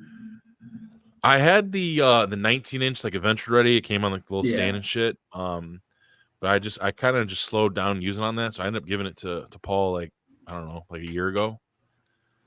I wouldn't mind maybe getting another one just to kind of have a part of the fleet, but I would say I definitely use mine, probably more than I should. Sometimes if I'm cooking bacon, I'll cook it on the Blackstone just to get it out of the house. But, just to do it. But honestly, I found that like making a homemade Philly cheesesteak on the Blackstone, top notch, man. You can buy like the shaved beef from Kroger. They buy it in a pack and it's super shaved up already. Yep. Like, I don't know. I've made those a couple times and they're 1 to nothing else, man. They're wonderful. I got a deli slicer. How to slice it up? You're not on the level. Yeah, there it is, man. So you got I did the 3 different bell peppers, the red onion, fried those up. Got the steak underneath, and that cheese sauce kind of steals the show there. Man. I got the balloons up there. Dude, that's a shirt off fucking sandwich if I've ever seen one. If I wasn't on the show now, I'd have my shirt off. I ain't no tart boy. So, and of course, you got to toast your buns. That's a must. Gotta. And like I said, I got my Whip It balloons right above. Yeah, what the fuck? How do you guys feel about a steam bun versus toasted bun? Microwave bun. I mean, you could do it that way, yeah. With the cup. That's Dylan's forte. I think it depends. I think a hot dog. I'm sorry, Dylan. I'm sorry, 10 second steam bun on a hot dog for sure. I mean, toasted. Yeah, like hot dog bun. I don't know. I was wondering if it'd be good on that or not. I don't know. Yeah, they turned out great, man. That looks wonderful. They're really fucking good. I would have used garlic bread. And then I go all in on like the main course, and then I just had a fucking side of Bob Evans mac and cheese, and that shit's pretty fucking good too.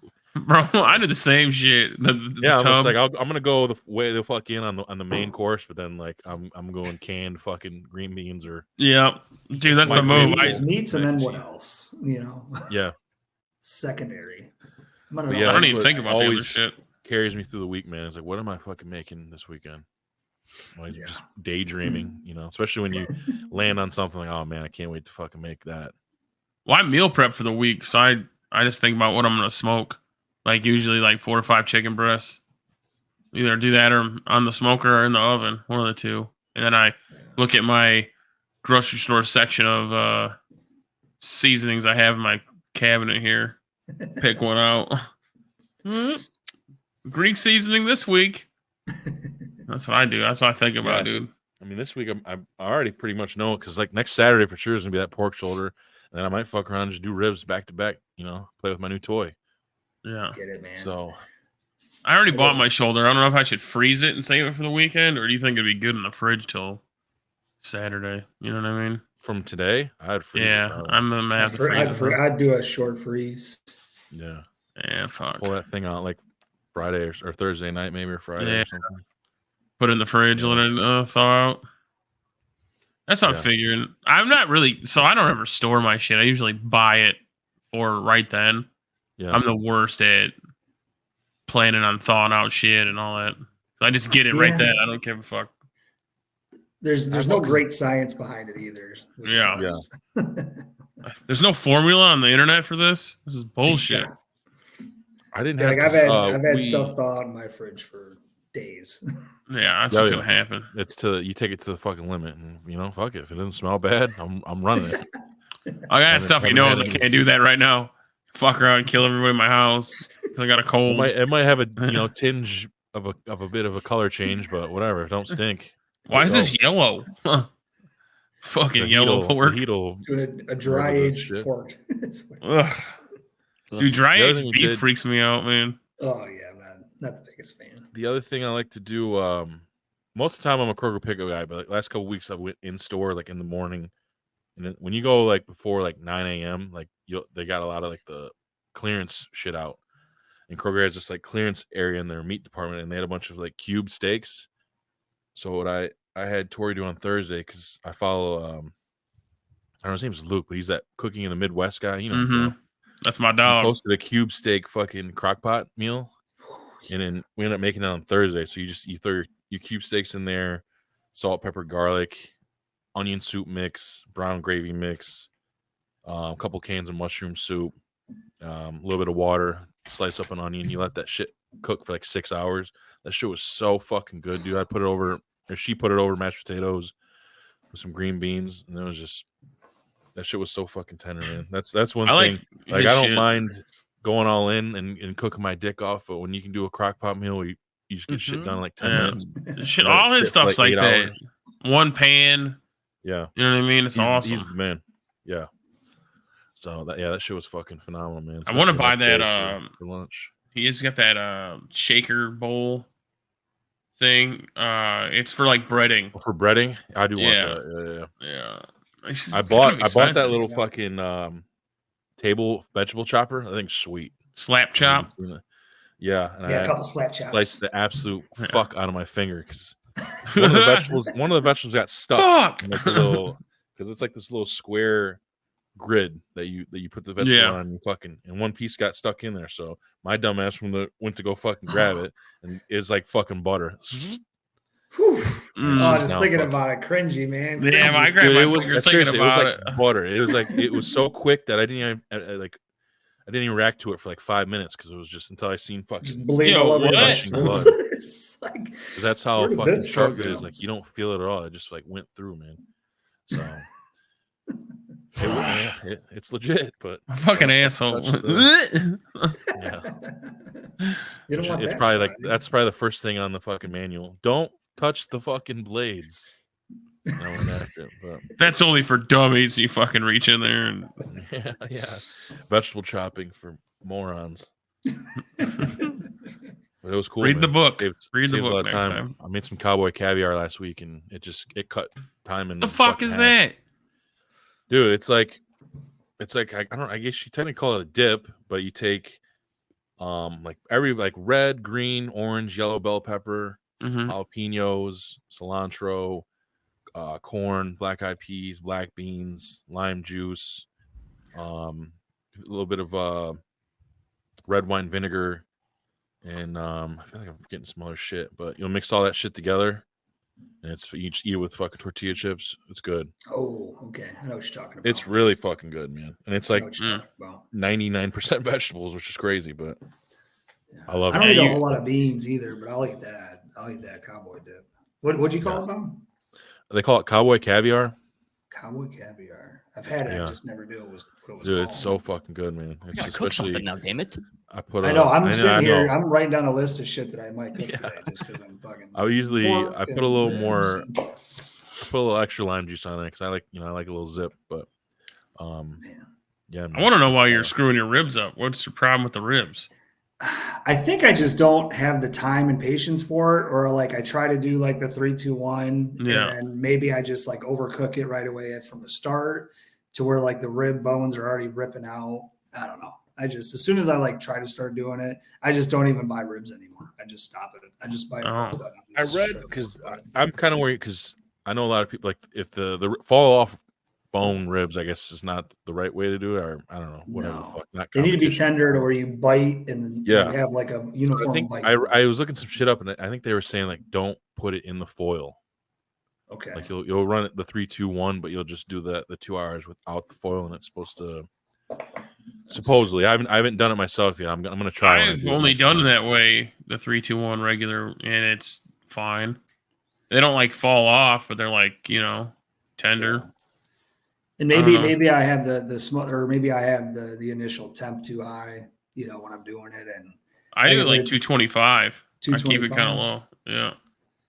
I've done a few different ways. Like one time I've done it, like I mean, seriously, all the fucking bones came out. So I'm just holding a fucking hunk of pork, which I was like, whatever, this is easy. But yeah, I'm like, I do like it where you kind of take the bite off, off the bone and shit, and there's it bites clean, but still it's like got some integrity to it. And the ribs that I've made are edible. They're just not to the quality that I not what you want. Yeah, not what I want. Yeah, and I'm not. And I'll play with it a little bit and try some different techniques. So I'll give it another shot. I'll remove doing the whole foil technique portion of it too. I wrap it with butter and brown sugar usually. Butter and brown sugar. I'm thinking too, because I remember the whole reason I made that Grillers and Thrillers page back in the day on Facebook is because I came out with an all grillers. I think it was 2019, like first team, second team, third team honor mention. I remember Dylan. I think you were maybe third team at the time. Yeah, I was a fucking honorable mention. What the fuck? In 2019, I mean that's fair. What the fuck are you doing back then? making quesadillas and shit you never seen before. In 2018, if I made an all microwave team, you'd be first team 100%. I was a quesadilla boy in the oven. All microwave team. So I think I'm going to be coming out with a 2024. It's been a while. So, I mean, I know Joe and Rich, you guys will be doing your thing. D-Lo, I mean, that obviously is a little bit of a different time back in 2020 because you're one of the people that got to stay home doing the whole deal. So you were doing your things and you're doing your fucking cinematic fucking shots and shit on the grill. You ain't burning the hairs off the knuckles. You ain't close enough. But I'm going to step it up. I'm going to step it up this year. I'm going to burn my hand instead of zooming in. I'm going to keep my eye out. Like from now until, I don't know, maybe the end of September, maybe October. And then come out with the all 2024 all grillers list. It's been like 4 or 5 years since I did it. And the first time, I mean, it had people fucking freaking out. It was funny. I need to work on my recording and photo setup for these meals too, man. That's what I want to work on more. And in my TikTok page, it really just kind of just happened. And I never really intended on trying to expand on it more, but I really want to use it as a platform that I can like cook on and just kind of share everything that I'm doing. So I'm going to be working on that going forward. We'll figure it out. I'll be keeping my eye on it, man. I'll be keeping my eye on it for sure. Not only smoking and slinging out the meat, I was making making t-shirts, these iron-on t-shirts back in Florida's kitchen. And for the Grillers and Thrillers, I think it was 2020, actually, Bobby, was our last one that we did for the TSP Grillers and Thrillers.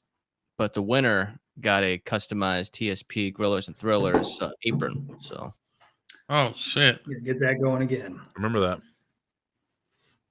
Let's I go. need an apron. So, D-Lo, you got to step it up, baby. I'm gonna be keeping my eye on everybody. Let's see who goes where. It'll be a big. I'll have to see if I can find that list. I probably don't have it anymore, but I think I can kind of remember for the most part. What that group? What happened to that group, anyways? I think it was just like I said, like everyone went back to work. They weren't able to like for that 6 month span where a lot of people were at home and shit. They were just fucking. And we had that Buckhead Meats over there off Tracy Road. Where you could drive through and get you a fucking box of steaks and shit. Because everyone was getting them fucking stimulus checks and extra $600 a week from the government. It was a wild time, man. There's people posting Facebook, in here. Group? Yeah. Okay, I remember. Somebody posted July 2nd, 23. So not super long ago. There's all sorts of shit on here. It'll be sparingly, but definitely took a lot of shit personal too. Gorillas yeah, and gorillas. Because we did a couple contests, man. There's a couple people that got very, very fucking up in arms about that shit. Crazy. See, I don't use Facebook enough. Like I posted when Emily and I got engaged last year. I think I posted that on there. That's like the one post I've had up over the last 3 or 4 years. Yeah, I don't really fuck with that. I only had because I deleted my. I think that's why I won't be able to find that list either because I deleted my old account like totally because I was like, I'm fucking done with this. Then I came back because there's a lot of like places that I like Frobos, a couple other places they don't have a website. They just fucking post on Facebook. So I was like, all right, I'm gonna join for that. And then like I have like 10 friends because I just keep up with some of the bros that they don't do Twitter or Instagram, like Paul, James, and those guys. So yeah, I know.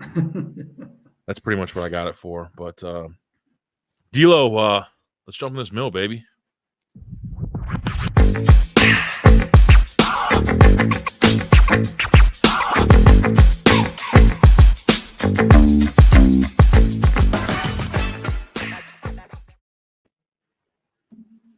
Uh-oh. Oh, you weren't ready for that. What a fucking showman. Hey, curveball is what we call it here in the showbiz. Home, yeah. On this version or whatever, around the middle, bill 168.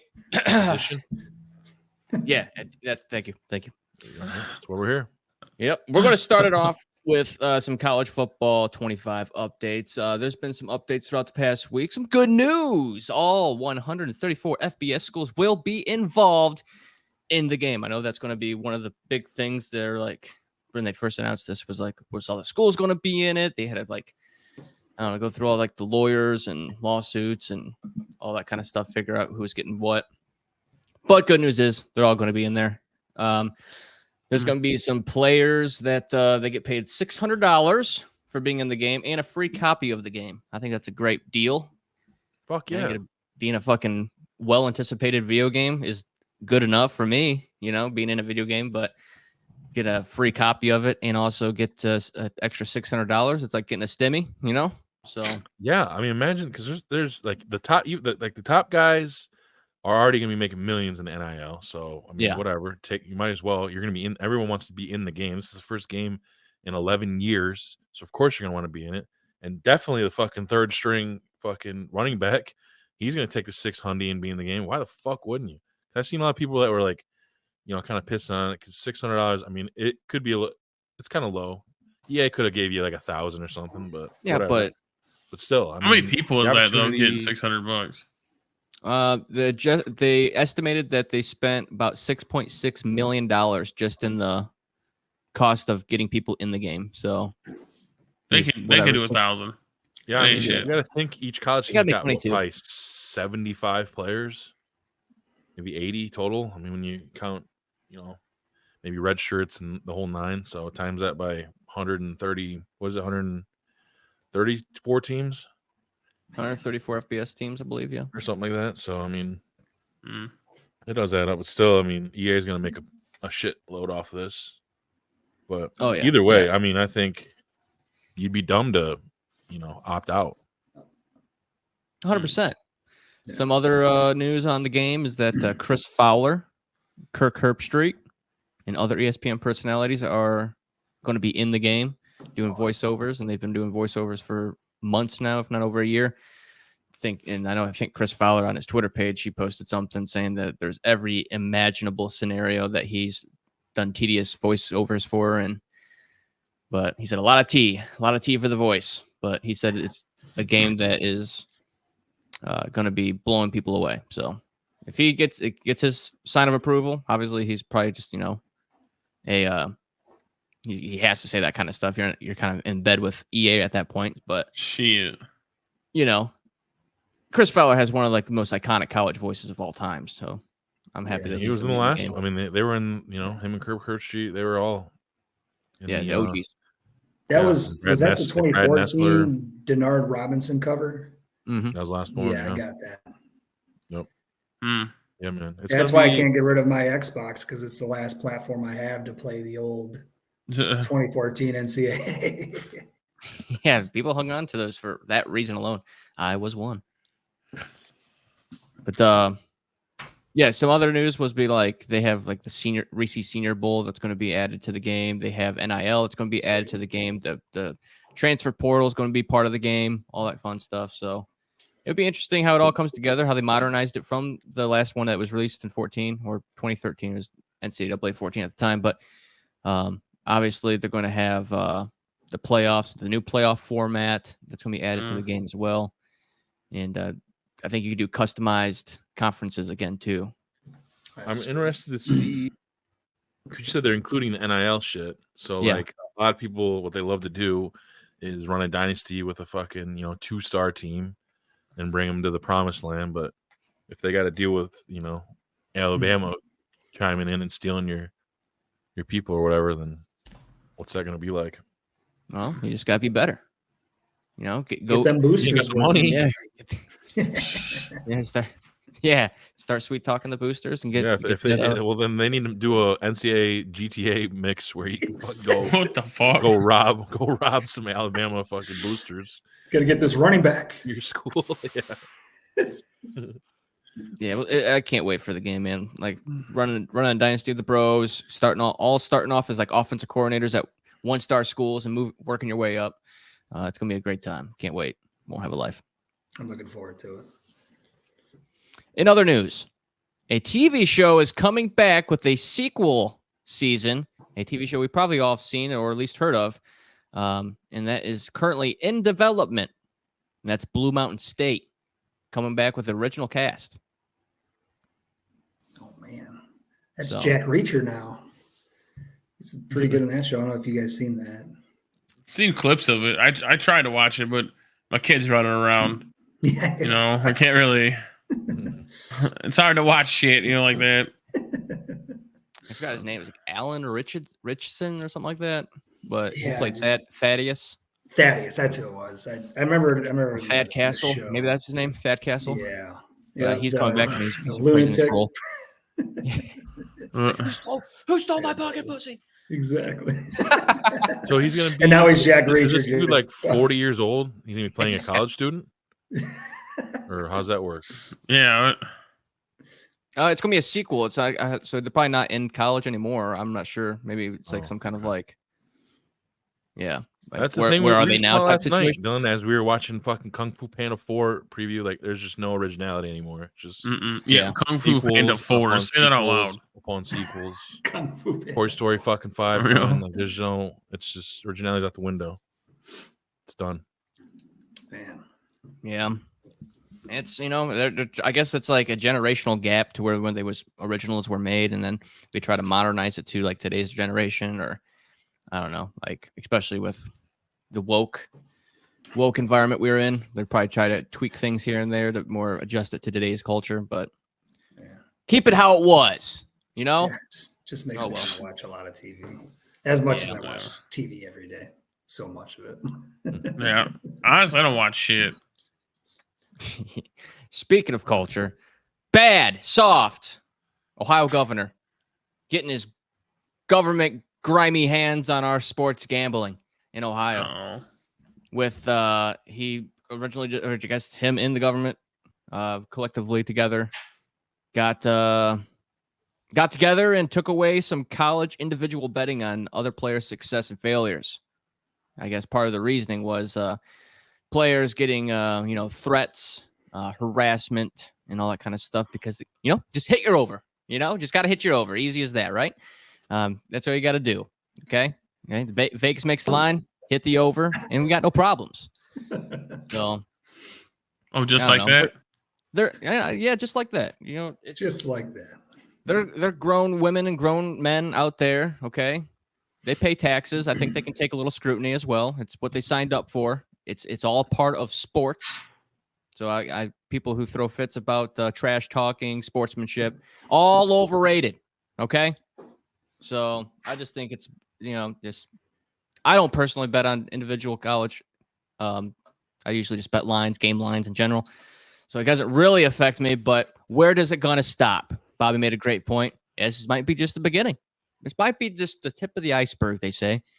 And hopefully they don't keep tweaking things and taking more stuff away. Because, I mean, I've noticed, especially during the Super Bowl, you can't bet on some like funny ass props, like, like coin flip or how long the national anthem is and stuff like that. You can't. Is there going to be a streaker? Yeah, you can't bet on that kind of stuff, which would be kind of crazy. I think there's like someone out there who did streak at the Super Bowl who bet a prop that there would be a streak at the Super Bowl, and he was the one to do the streaking. So I'm not sure. Recording. Yeah, I'm not sure if he was able to use those winnings to pay his bail, but that'd be kind of funny if that all worked out that way. Yeah. But where will it stop? Who knows? In other news and final news, the KFC has a new item, the chicken/pizza hybrid called the CHIZZA.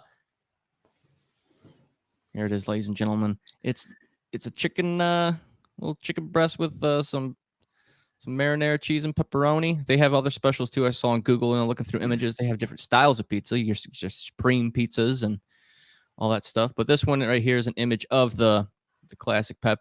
So, what are your guys' thoughts on this new CHIZZA? StreamYard really fucking you on this one, huh?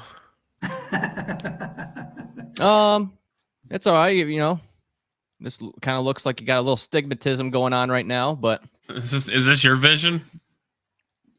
Yeah, without glasses. Okay. I know. I'd fucking try it. I mean, shit.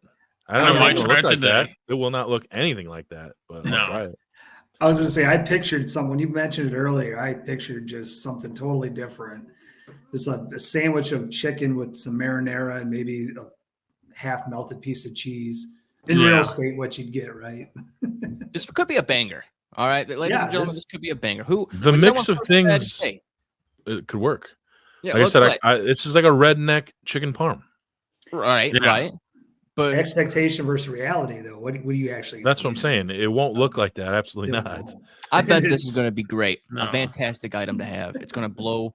Yeah, I don't hate anything on this. So. Yeah, that sounds like a good idea in theory. The thing is, the one you're gonna get, you're gonna pull your piece out, and the whole fucking cheese, congealed cheese, it's gonna be all one piece. On one side of the box. Yeah. So that first piece is gonna roll because it's gonna have it's gonna be covered in cheese and pepperoni, but your other three pieces won't have jack shit.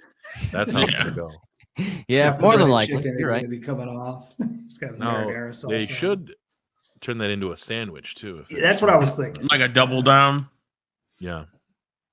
So just get two of them. Get two of them. Yeah. I'll try. Together.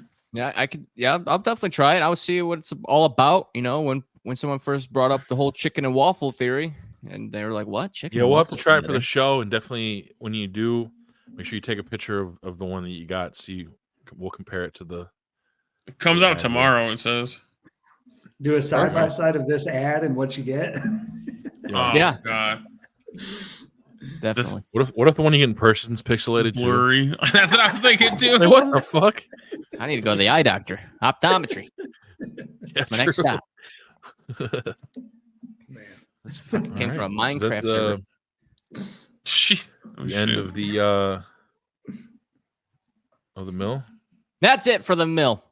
The mill. Okay. The one thing I forgot to bring it up, or maybe I thought I did in pre-production. Maybe I didn't, but. They're bringing back Star Wars Battlefront 1 and 2. They're gonna modernize it a little bit. They're adding some new maps I've seen. They're gonna be a 64-player multiplayer available. I just hope it's not like the newest one.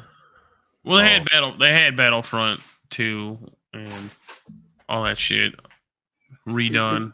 Is that the one with just like all the vehicles, right? Like you're not actually the whoever you'd call them. I'm trying to. I've played a few of the. You can be. There's a hero mode. Okay. Yeah. Yeah. You're talking about like being Vader or like Luke Skywalker and shit. Yeah. I remember getting both these games for PS2 because I remember they. I got them when they were both the $20 greatest hits because I remember it had the red cover on there. And they were fun, man. So I'm excited to see, what it looks like, with the modern graphics and shit. Hopefully, it's not a full $70 banger, but I wouldn't be surprised if it is. When you guys get into the video games, I got a couple theories for you. So okay, yeah, save those.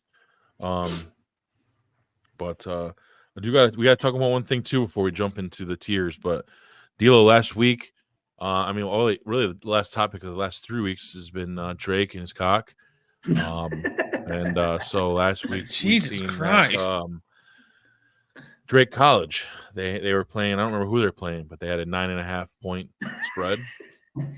So we're like, well, let's run that in honor of Drake and his fucking tube steak. And not only did they cover that, I think they won by like 20. So we followed it up. I think Wednesday, maybe Thursday. I think they played same type of shit. I think I think you got 9.5 on FanDuel, and I got 10.5 on DraftKings, so it was even more. It's clear and tense. More accurate. Yeah, a little chubbed up. Boom, man. We're 2-0 on betting what we call the Drake Dick line. So anytime we see Drake is favored by 9.5 or larger, we're gonna bet on it, and that's just what it is. Yesterday they were only favored by like 2.5, and they lost. So that's if you got to go by the Dick line rules, or you're not gonna win. 100%. Yeah, they're 2-0 on the dick line. If we bet them again and we go 3-0, I think we gotta get some Drake gear. Yes. Drake College gear. Or are you gonna reference the 9 on the Drake gear? Yeah, jersey with 9.5 on the back. Only 9.5 and above. Boom.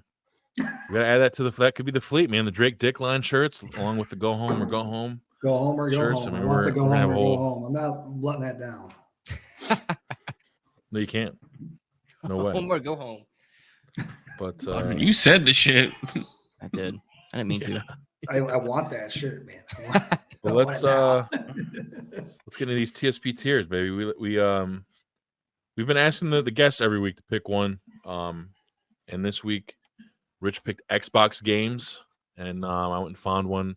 It's got a little bit of everything on there. There's some Xbox exclusives, I believe, and then there's also a lot of stuff that's all across the board there that will hit.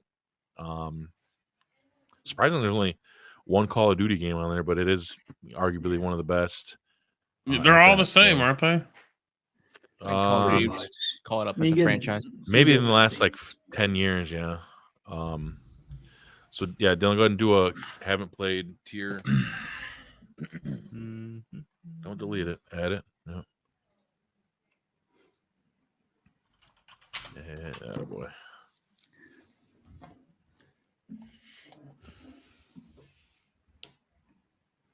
Boom. Oh. Nope.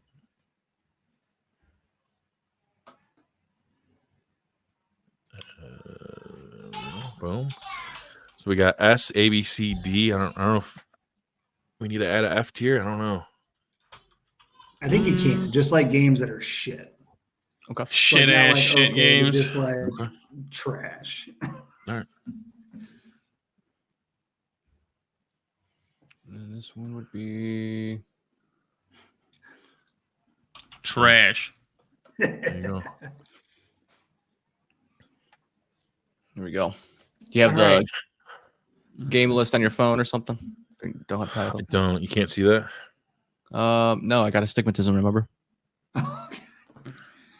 So it's Metal Gear Solid 5, the Phantom Pain. Definitely. It's a pretty good game, dude. I haven't played that one. I played a lot of the other Metal Gear Solids. What you got, I was a big fan. I mean, it's a kind of specific type of people like that game usually. But it's awesome. So I don't know. Maybe I'm RPG. Like I'm first player adventure. This one's cool. I like it. There's a lot of cool little tricks. There's a cool little gimmick where you can send shit back to your base, and the way you do it is by attaching a hot air balloon to shit. But it's like how you pull a cord on like a life raft type thing, or it just kind of expands. You do that, but with a with a balloon. You can do that to troops. You can do it to vehicles. That's pretty cool gimmick. So that was the Metal Gear Solid. Yeah, it's Metal Gear Solid 5. That's probably B. I've never played, so I was gonna say I'll let you put that where you see fit. I'm saying B because it's cool, but you gotta like be into it for sure. Resident Evil 2. That's Resident a classic. Evil 2, that's a classic. That's got to be at least an A. I'm cool with A.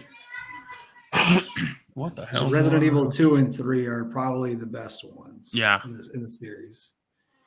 Street Fighter 4. I don't play fighting games myself too much. I haven't played this. Street Fighter 4. Street Fighter 4. I mean, it's a solid B fighter game when you talk about Street Fighter. There's another one too. Tekken. Like Street Fighter is a good game. That's a solid. You want to do B? Yeah, B's cool. Yeah. Dude, this is another cool Metal Gear Solid 3. It's cool. There's a part where there's a really cool gimmick in this game where you're like trapped by a sniper. You're like, but he's super old, so if you wait a week, the sniper dies, or you can fast forward the time in your game. I'm going with B. It's another weird ass game. I'd say a B or A. Yeah, Metal Gear Solid. It's cool. Is a good one. It's fucking goofy. What's this one here? Crackdown. I've never played it. Crackdown. I don't think I played that one. It's a C game. It's all right. You run around. You're a super cop. I don't know. Gears of War. Gears S. That's gotta be S. That's got to be like the top 3 of their games of all time. Of Xbox, yeah, for sure. Halo S. Oh, of course. Don't even. Halo's definitely up there. Yeah. Mass Effect 2. I thought it was pretty all right. I never played it. B. Mass Effect. Yeah, I'd say solid B. B. Same with BioShock. Yeah. BioShock's could be fun. Overwatch, I thought was. I played the shit on Overwatch, and I didn't get into Overwatch much. I think it was it's just an A. other games. It's not that crazy, but it's a lot of people still play the shit out of it. Sea of Scrolls. Sea of Thieves. It's a pirate game. Sea of Thieves. I've never played it. See it. Yeah, I think I probably turned it on. Give it a little respect, but not much. Yeah, that's fine. Not played. You guys ever play Super Meat Boy? Never seen it. It's a weird little platformer. Oh, I get it. All right, Drake. Hey. I wish. It's okay. It's quarter Drake. It's cool. It's a little platformer game. It's probably C though. What's Elite? What is that shit? Elite Dangerous something? Never played Horizons? it. Never played it. Never played Cuphead? That's a pretty cool little game. Okay. I've never played it. All right, we'll do never played. Fuck it. All right. Witcher's good. The Witcher's good. Yeah. I'd say at least a B. If you were pushing, maybe C, but B. Yeah, these next couple I've never played myself. All right, maybe Silent Hill. Silent Hill is good. What's that one there? I think I played Silent Hill Empire. I haven't played it in a long ass time. That was original Xbox. I've never played it. I don't think I played that one. I'm fucking putting never played because I haven't seen it in a while. Is that one Silent Hill? Silent Hill is good. Dude, not they as good just as scare Resident the Evil, fuck but out it's of me, scary man. as shit. I'm pretty sure I played it on Dreamcast. Yeah, I'll give it the respect because it does make you jump. Even What do you think? You want A or B? I don't think you can go above a B. All right, I say B. He used to scare the shit out of me. B's good. Dead or Alive, not my game. I'm not. I like Dead or Alive, honestly. It's like C. I'd say a C. Yeah. Yeah. All right. It's good. You can play it. I never played this Quantum Break game. Me either. What's that one there? Yeah. This Assassin's Creed was pretty cool. Assassin's Creed has got to Odyssey, be a B or A. This one's Odyssey. Odyssey. I almost want to put it in B because it always has so many goddamn glitches. Yeah. And that's the one where they're like in Greek Roman time, Greek time. Yeah, I like that. That one was pretty good. I see a lot of cool shit about Alan Wake. Little flashlight game. I never played it, so I don't know. Yeah. I played it a little bit, at least to see. I think if you actually play it, yeah. But you need to be able to just like sit there and spend the time in it. I haven't played these next two. I haven't heard of them. Alien's all right. It's a gimmicky kind of game. Maybe a D. I never played it. D. D there. Super hot. Never played it. Don't even know what that is. Never played that one. All right, Final Fantasy VII is one of my favorite games of all time. I've That's never S. played it, but I have respect for the franchise. So. Yeah, it's one of the best games. It got me into RPGs, man. Yeah, and I love RPGs, so maybe I just needed Never to played it. Never played that. I don't Which know what one's this that is. one? Edith Finch. I've never played Is that I think it sounds like a fucking book than a game. Is it a Assassin's book? Creed Brotherhood. Okay, I so think that one's Edith one of the Finch. better ones, ain't it? Yeah, that's one of the better ones. It's probably like an A, honestly. Yeah, Assassin's Creed. Both those Batman games are S tier, dude. They fucking. I'll give you that. Yeah. The Arkham. They're so dope. Yeah, I played. The second one? Is that Asylum? I can't read it. It looks like it is though. That was a good I ass think one. that's second and the third one. Yeah, they're so good. I prefer Battlefield over Call of Duty.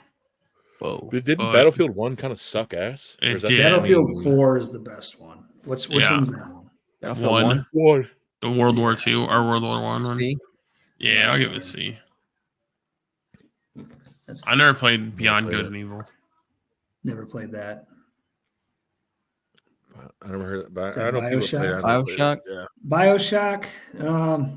I mean C or D. Probably D. All right. The Not for franchise you. got a lot of respect, but I don't play it. Well, Borderlands 2. I played the shit out of that game. Yeah, C or B. I think it's let's do B. Borderlands to me is one that like you need to play with other people. Like I couldn't Yeah. play that game myself. I don't think anyone's played that. There's no way. I don't know what the fuck this is. No idea what that is. Something That's a there. good one. Is that Need for Speed? Paradise? Burnout Paradise. Burnout Paradise. That's a solid C or B. I'll see COD it. 4 is going S. Oh, for sure. Yes. Easy. Resident Evil 4, I played the living shit out of this game. Yeah. I'd say A. I'll give it an A. I used to play the shit out of that game. Yeah. I've never played this Darkness, whatever this Never is. played that one. There's probably people who are like, you've never played that? Dark Souls? No, Dark Souls a there's two couple different ones. times. I never Maybe played either of C. those. Both Dark both Souls? of them. Fuck Played it. a lot of these. I don't remember which one I played, but yeah. Is that Dead Rising? Yeah, you ever play those? Those They're are good. cheesy. Yeah, What? just zombie killing games. Mm-hmm. I'd say C, D. Dead Space? I've never Never personally played it. Yeah. See, Destiny 1, I played the shit out of. I never played 2, Yeah. though. Destiny 2, it's a good game, but Just a lot of other That's probably- options, like probably a lot of B other better game. games to play. Yeah, I'd say Yeah. B or C on the Destiny 2. Destiny 1's better. never Which one's played that? Deus Ex. Yeah, I never played it. Joe, you're coming up in D-Lo vision right now.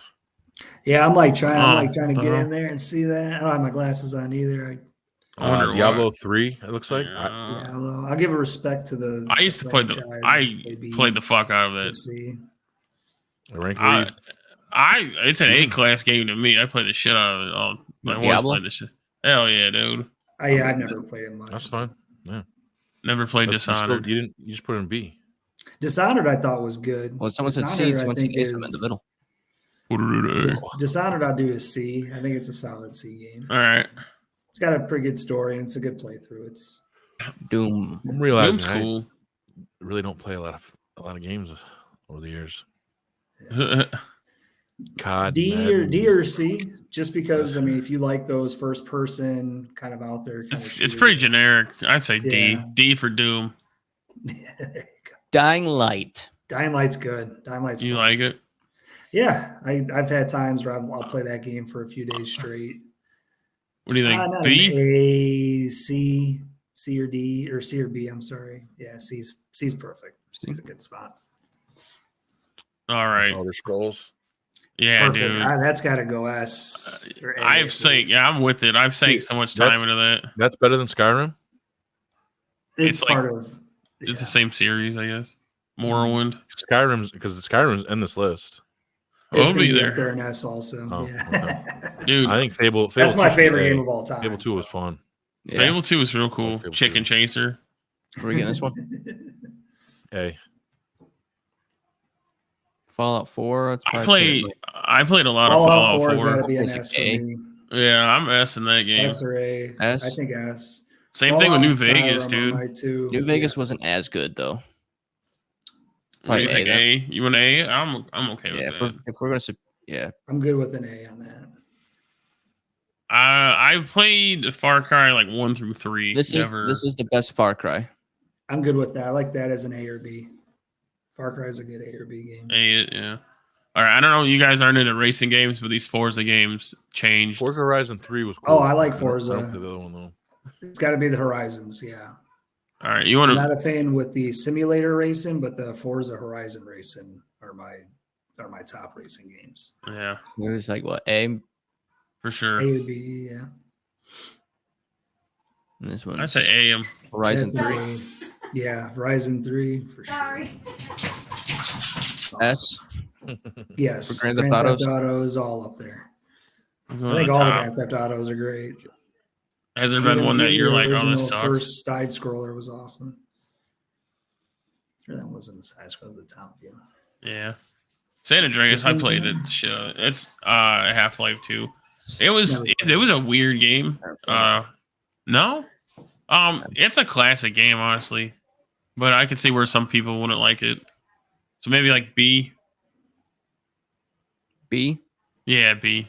It's Halo Reach was good. Not as good as like say Halo 2 or 3. Like C. Halo 3, I think, is the best one. Is that Reach? I would Yeah, say Reach. C, yeah.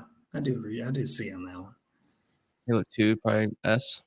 Oh, Halo 2 and 3 are S for The sure. best. Yeah. Both them. I played so much Halo 2. Yes.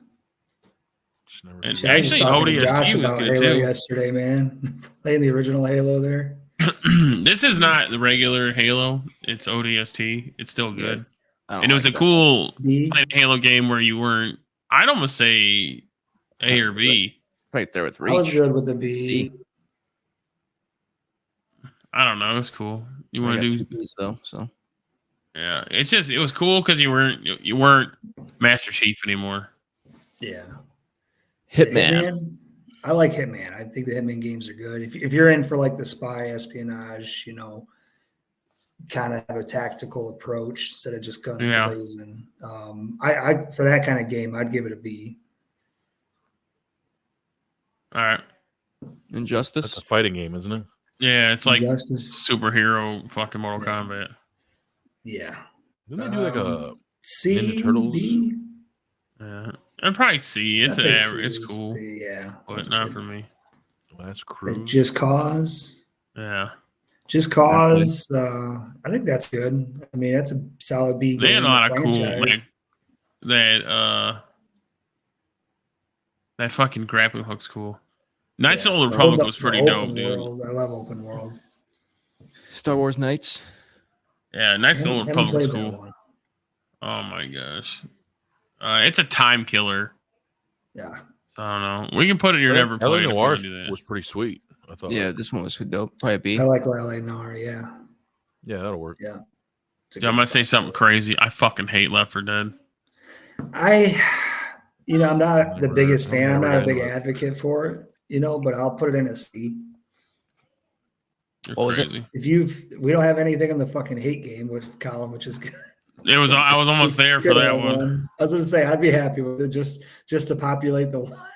I want to put it in the F fucking tier. I hate Left 4 Dead, played dog. It ain't that bad. We could put Limbo there. I've never played that fucking game. Yeah, never will. Never. Minecraft. F. I never fuck with Let's Minecraft. put that in the F. I think we got our first F there. Fuck that game. Mortal Kombat. Mortal too? Kombat, it's a solid game. I'm not a fighter It's a guy, but B or C. Yeah, that I can live with suck B. at it. And my hands I never hurt played Bully after, either, one but or two fights. I always would see a lot of streamers play that shit. It's gonna be. yeah, Which Never one is played that? Bully though. Bully. I never played Bully. I It's never the played it. F game. Yeah, there you go. Probably renting it from Blockbuster once. Fortnite. I mean, I wasn't the biggest fan. I played it, so you guys, I don't I'm know. not a Fortnite guy. C. F. Yeah, Fortnite would be D, Here D we or go. I You're don't gonna care get- for it. I'm old. Here we go. I like it. Ninja Gaiden. Didn't play it. Ninja Wow. Gaiden, that's, Lived it. That's got to be a B. Shut or C. up. It's a C game. It's cool. It's a ninja game. What's this? No idea. Okami. I never played it. Yeah, What's that? Never played that. never played it. No. Man, that is GTA 5 is it's S tier, alright. easy. Yes. What else we got? A lot of these Panzer games. Dragoon. Never played it. Never played it. Portal. 2. You guys ever played Portal? It's cool. It's a C game for me. Yeah, it was like a time killer. Yeah, there's a lot of cool physics to it. I never played Psychonauts. Never seen it. Yeah. Rayman's like C. It was just you can fuck around with it. It's a game. Both them Red Deads go to S. Red Dead's got to be S. Rockstar. Yeah. Yeah. I still play both of those. He put, to this Bully, day. he put it at F. They're Rockstar. I never yeah, really they got missed into that this one. They missed What's that one. Resident Evil, Biohazard. I'd 7. give it an E. All right. Tomb Raider, that's got to be an Just A D. for me. Oh, really? Really, I like the new Tomb Raider, and I don't know, maybe It was it's just cool. 'cause I like those games. So But I got a D and They put a, a and a B. B. a B, you can beat it That's up. fine. Saints Row, I think, was like a B. That's got Yeah. poor Dude. GTA. I fucking Yeah, when hate you're Saints competing Row. against GTA, it's tough.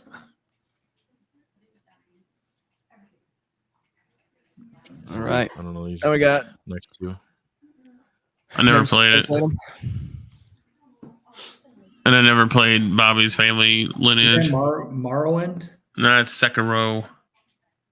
Oh, Never played this one. never played it. Oh, Mordor one, Shadow of Mordor. Yeah, that one actually is pretty good. It is what- cool. Oh, what I really? was thinking was Shadow of Mordor. Yeah, I'd give that a C. This one. Yeah, it's a fun game to play. I never played the snowboarding shit. This is a good old classic snowboarding game. I'd probably put it up there in the B category. C. See, it is. Got it. See this. Never played it. Never played it. Yeah, same. I couldn't get into this division. D. Yeah, I played a division a little bit, but it was too close to like Wildlands. Division, Mm. somebody hyped me up to get that game. It fucking sucked. I'd say that's a D. Yeah. Yeah. Yeah, I'm good with that too. Yeah, D's. Skyrim's Skyrim? S. Skyrim's us. S. Wait. What the fuck you doing? Well, I was about to say, where the fuck? Hey, we're trying to get some. You know. Yeah, they're- We'll get it with Titanfall. Fortnite and Minecraft. We'll definitely have some people up in arms on it. Yeah, I know it. Oh, Titanfall, I You think guys it's ever really hard to played- get it's into it. cool. I just It's all right. never fully- see I think it. it's C. Hackers ruined it. Yeah. Yeah. See, yeah. Another Tomb Nice, Raider. another They're Tomb up Raider. to B or C. Probably C on that one. See it. That's an old one. This is A. Rainbow Six Siege is A for sure, at least. All right, what's the next one? Splinter Cell. Those games were used to be the shit. There was nothing like One. this old one. I'd This one's almost a say classic. probably A or B. Yeah. Yeah, once I was playing Call of Duty when these were coming out, it's like I didn't have any desire to play anything else but Call of Duty. So it was hard to get Yeah. to like Tom Clancy games and stuff. I never played this one. Well, hold on. Wolfenstein, I played the shit out of. I didn't like it. So Yeah, All right. It's I'm not. okay with the- It's not trash, but it's D. you can D it then. And I've never played XCOM. Never played it. Mm-mm. So Mm. let's see there. anything we want to. So I'm surprised that there's no like sports games on here. One I think No these more man, no- exclusives or something. or exclusives. Okay. Well, Fallout, I thought I was guess, on other yeah, consoles. sort of. But I mean, there's a lot of cross-plat releases. I mean, the Grand Theft Autos and Yeah, I Red guess Dead's. shit like that. Fallout. Man. Because I was gonna reference, I think one of the best games ever, and it's probably just because I just spent so much time on it, was Tiger Woods. I think it was like 2006 golf. It was like one of the best games I've thought to play ever. It was so, I mean, even just like one person, you sit there and pass the control along with a couple people. But I thought that was one of the best games too. Yeah, given it's a sports game, you can only play those so much. Yeah. Yeah. Let's see. But are any of you guys running into the problem with Call of Duty pretty much monopolizing your consoles? In that, you know, for Xbox, you have to download the full game in order to play it on your console. There My you go. Xbox is only 500 gigs, and the Call of Duty takes up 400 gigs. So the only game that I have downloaded on my system right now is Call of Duty. And I don't know if that's being talked about enough. I'm laughing in PC.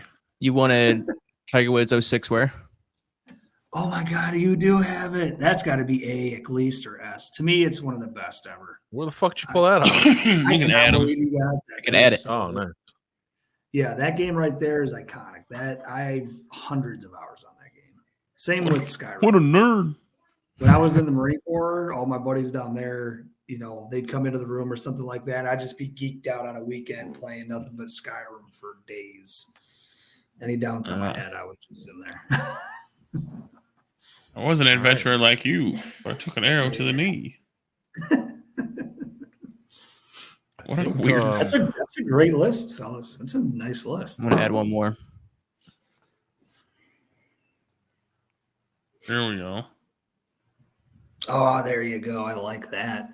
I was gonna go grab it and pour it up on the screen here because I have it in my cabinet. Oh yeah. Any others you want to add, or one more would be I think it's NBA 2K12 or 11, whichever one has Michael Jordan on it. That's like the best fucking 2K. And then we can call her good. I don't want to get into the Maddens and shit because they're all fucking same. Yeah, very disappointed on the Madden front. trying to find the one that had. Oh yeah, there you go. Jordan might have even been 12 or 10. 2K11. Okay. 2K11. And those 2K basketball games were the best ones to play too. I have trouble with the new ones. The new basketball games. Maybe because I'm not much of a basketball player myself. And save that bitch and Wait, did he just what just got thrown up there? Put your Tiger Woods up there since we're putting other sports in the S tier. You put many hours, you earned the S tier. Yes. Tiger ever looks, I just wanted to know.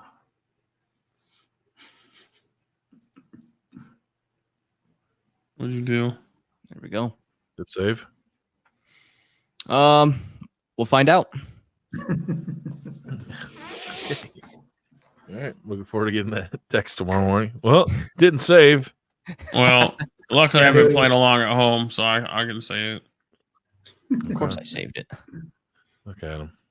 That's a great. That's solid, man. Like I said, there's gonna be some Fortnite fuckers and Minecrafters that are gonna get up in arms, but it'll be fun. So it's been fun posting these because people last week it was fucking what cartoon was it? It was somebody got really pissed about where we ranked the Batman cartoon. Oh, really? I think it was like B or C or some shit. I was driving back from Michigan, I think, listening to that one. Because we're talking about the old X-Men show they're coming back out with or something like that. Yeah. X-Men 97. Pretty sweet. Man. I can't wait. Emily and I do the Rocket Power Woogity Woogity. That's like our shit, man. Yeah. It's fucking good. Nice. Yeah, man. That was a great era. Yeah, next week I think, or maybe no, we'll be recording the Saturday before, but we're gonna do Easter candy here soon. That'll be fun. That's gonna get wild. I know. What are the fucking yeah, peeps are gonna be F. I don't give a fuck what any of you guys say. Hate them. The only person I know that actually liked him was our fucking old boss, and she would only give him stale, which was weird. Oh, man. She liked him stale only. Stale marshmallow. Yeah, it was weird, but What, that so cringy. is going to cap off another banger episode of TSP. Rich, really appreciate you coming on with us, man. For a little 2-hour banger, talking about all kinds of stuff, man. And definitely got to figure out, hopefully here soon, some kind of cookout or something. Now that I got my own rig, I'll be able to bring something to the table. So Absolutely. we'll figure that out. Maybe we'll have to do a little mini TSP trip to Rich's house for a little barbecue. Let's get it, man. Always welcome. Always welcome. I really appreciate you fellas having me here, man. Thanks a lot. Yeah, and we ran out of time, but we'll have to bring you back maybe late summer when we get back going again because we didn't get any Browns talk in. But late summer is when shit will pick up in the football world. So we'll bring you out there, and we'll definitely probably know what we're looking at as far as team wise because there's a lot of big decisions coming, but. I got some big talk there for the Browns, man. So I'm looking forward to it. Browns are just any football talk. So there we go. There Love we go, baby. But for now, D-Lo, you know what time it is, my boy. Yes, sir. Thank you again, Rich, for hopping on with us, giving us some of your time, a lot of your time actually, on a Sunday. So if you haven't already, be sure, we mentioned in the beginning of the episode, go check out our very first TSP vlog out on our YouTube channel. You can go just type in the search channel TSP_2019 and it should pop up. Give us a subscribe or smash that subscribe button, or like we used to say, skull fuck the subscribe button. Jesus Christ. Leave a comment in the episodes, any kind of like tiers you guys want to see us do in the future. You know what it is. We appreciate the love. We're trying to get to 100 triple digits in our subs. So we're almost there. We're climbing. I think we're 80, 81, something like that, Bobby. 81, I believe. Yep. 81. Yes, sir. 19 more to go. So let's hit that subscribe button. Show us some love on our channels as well, or profiles of X, Instagram, TikTok.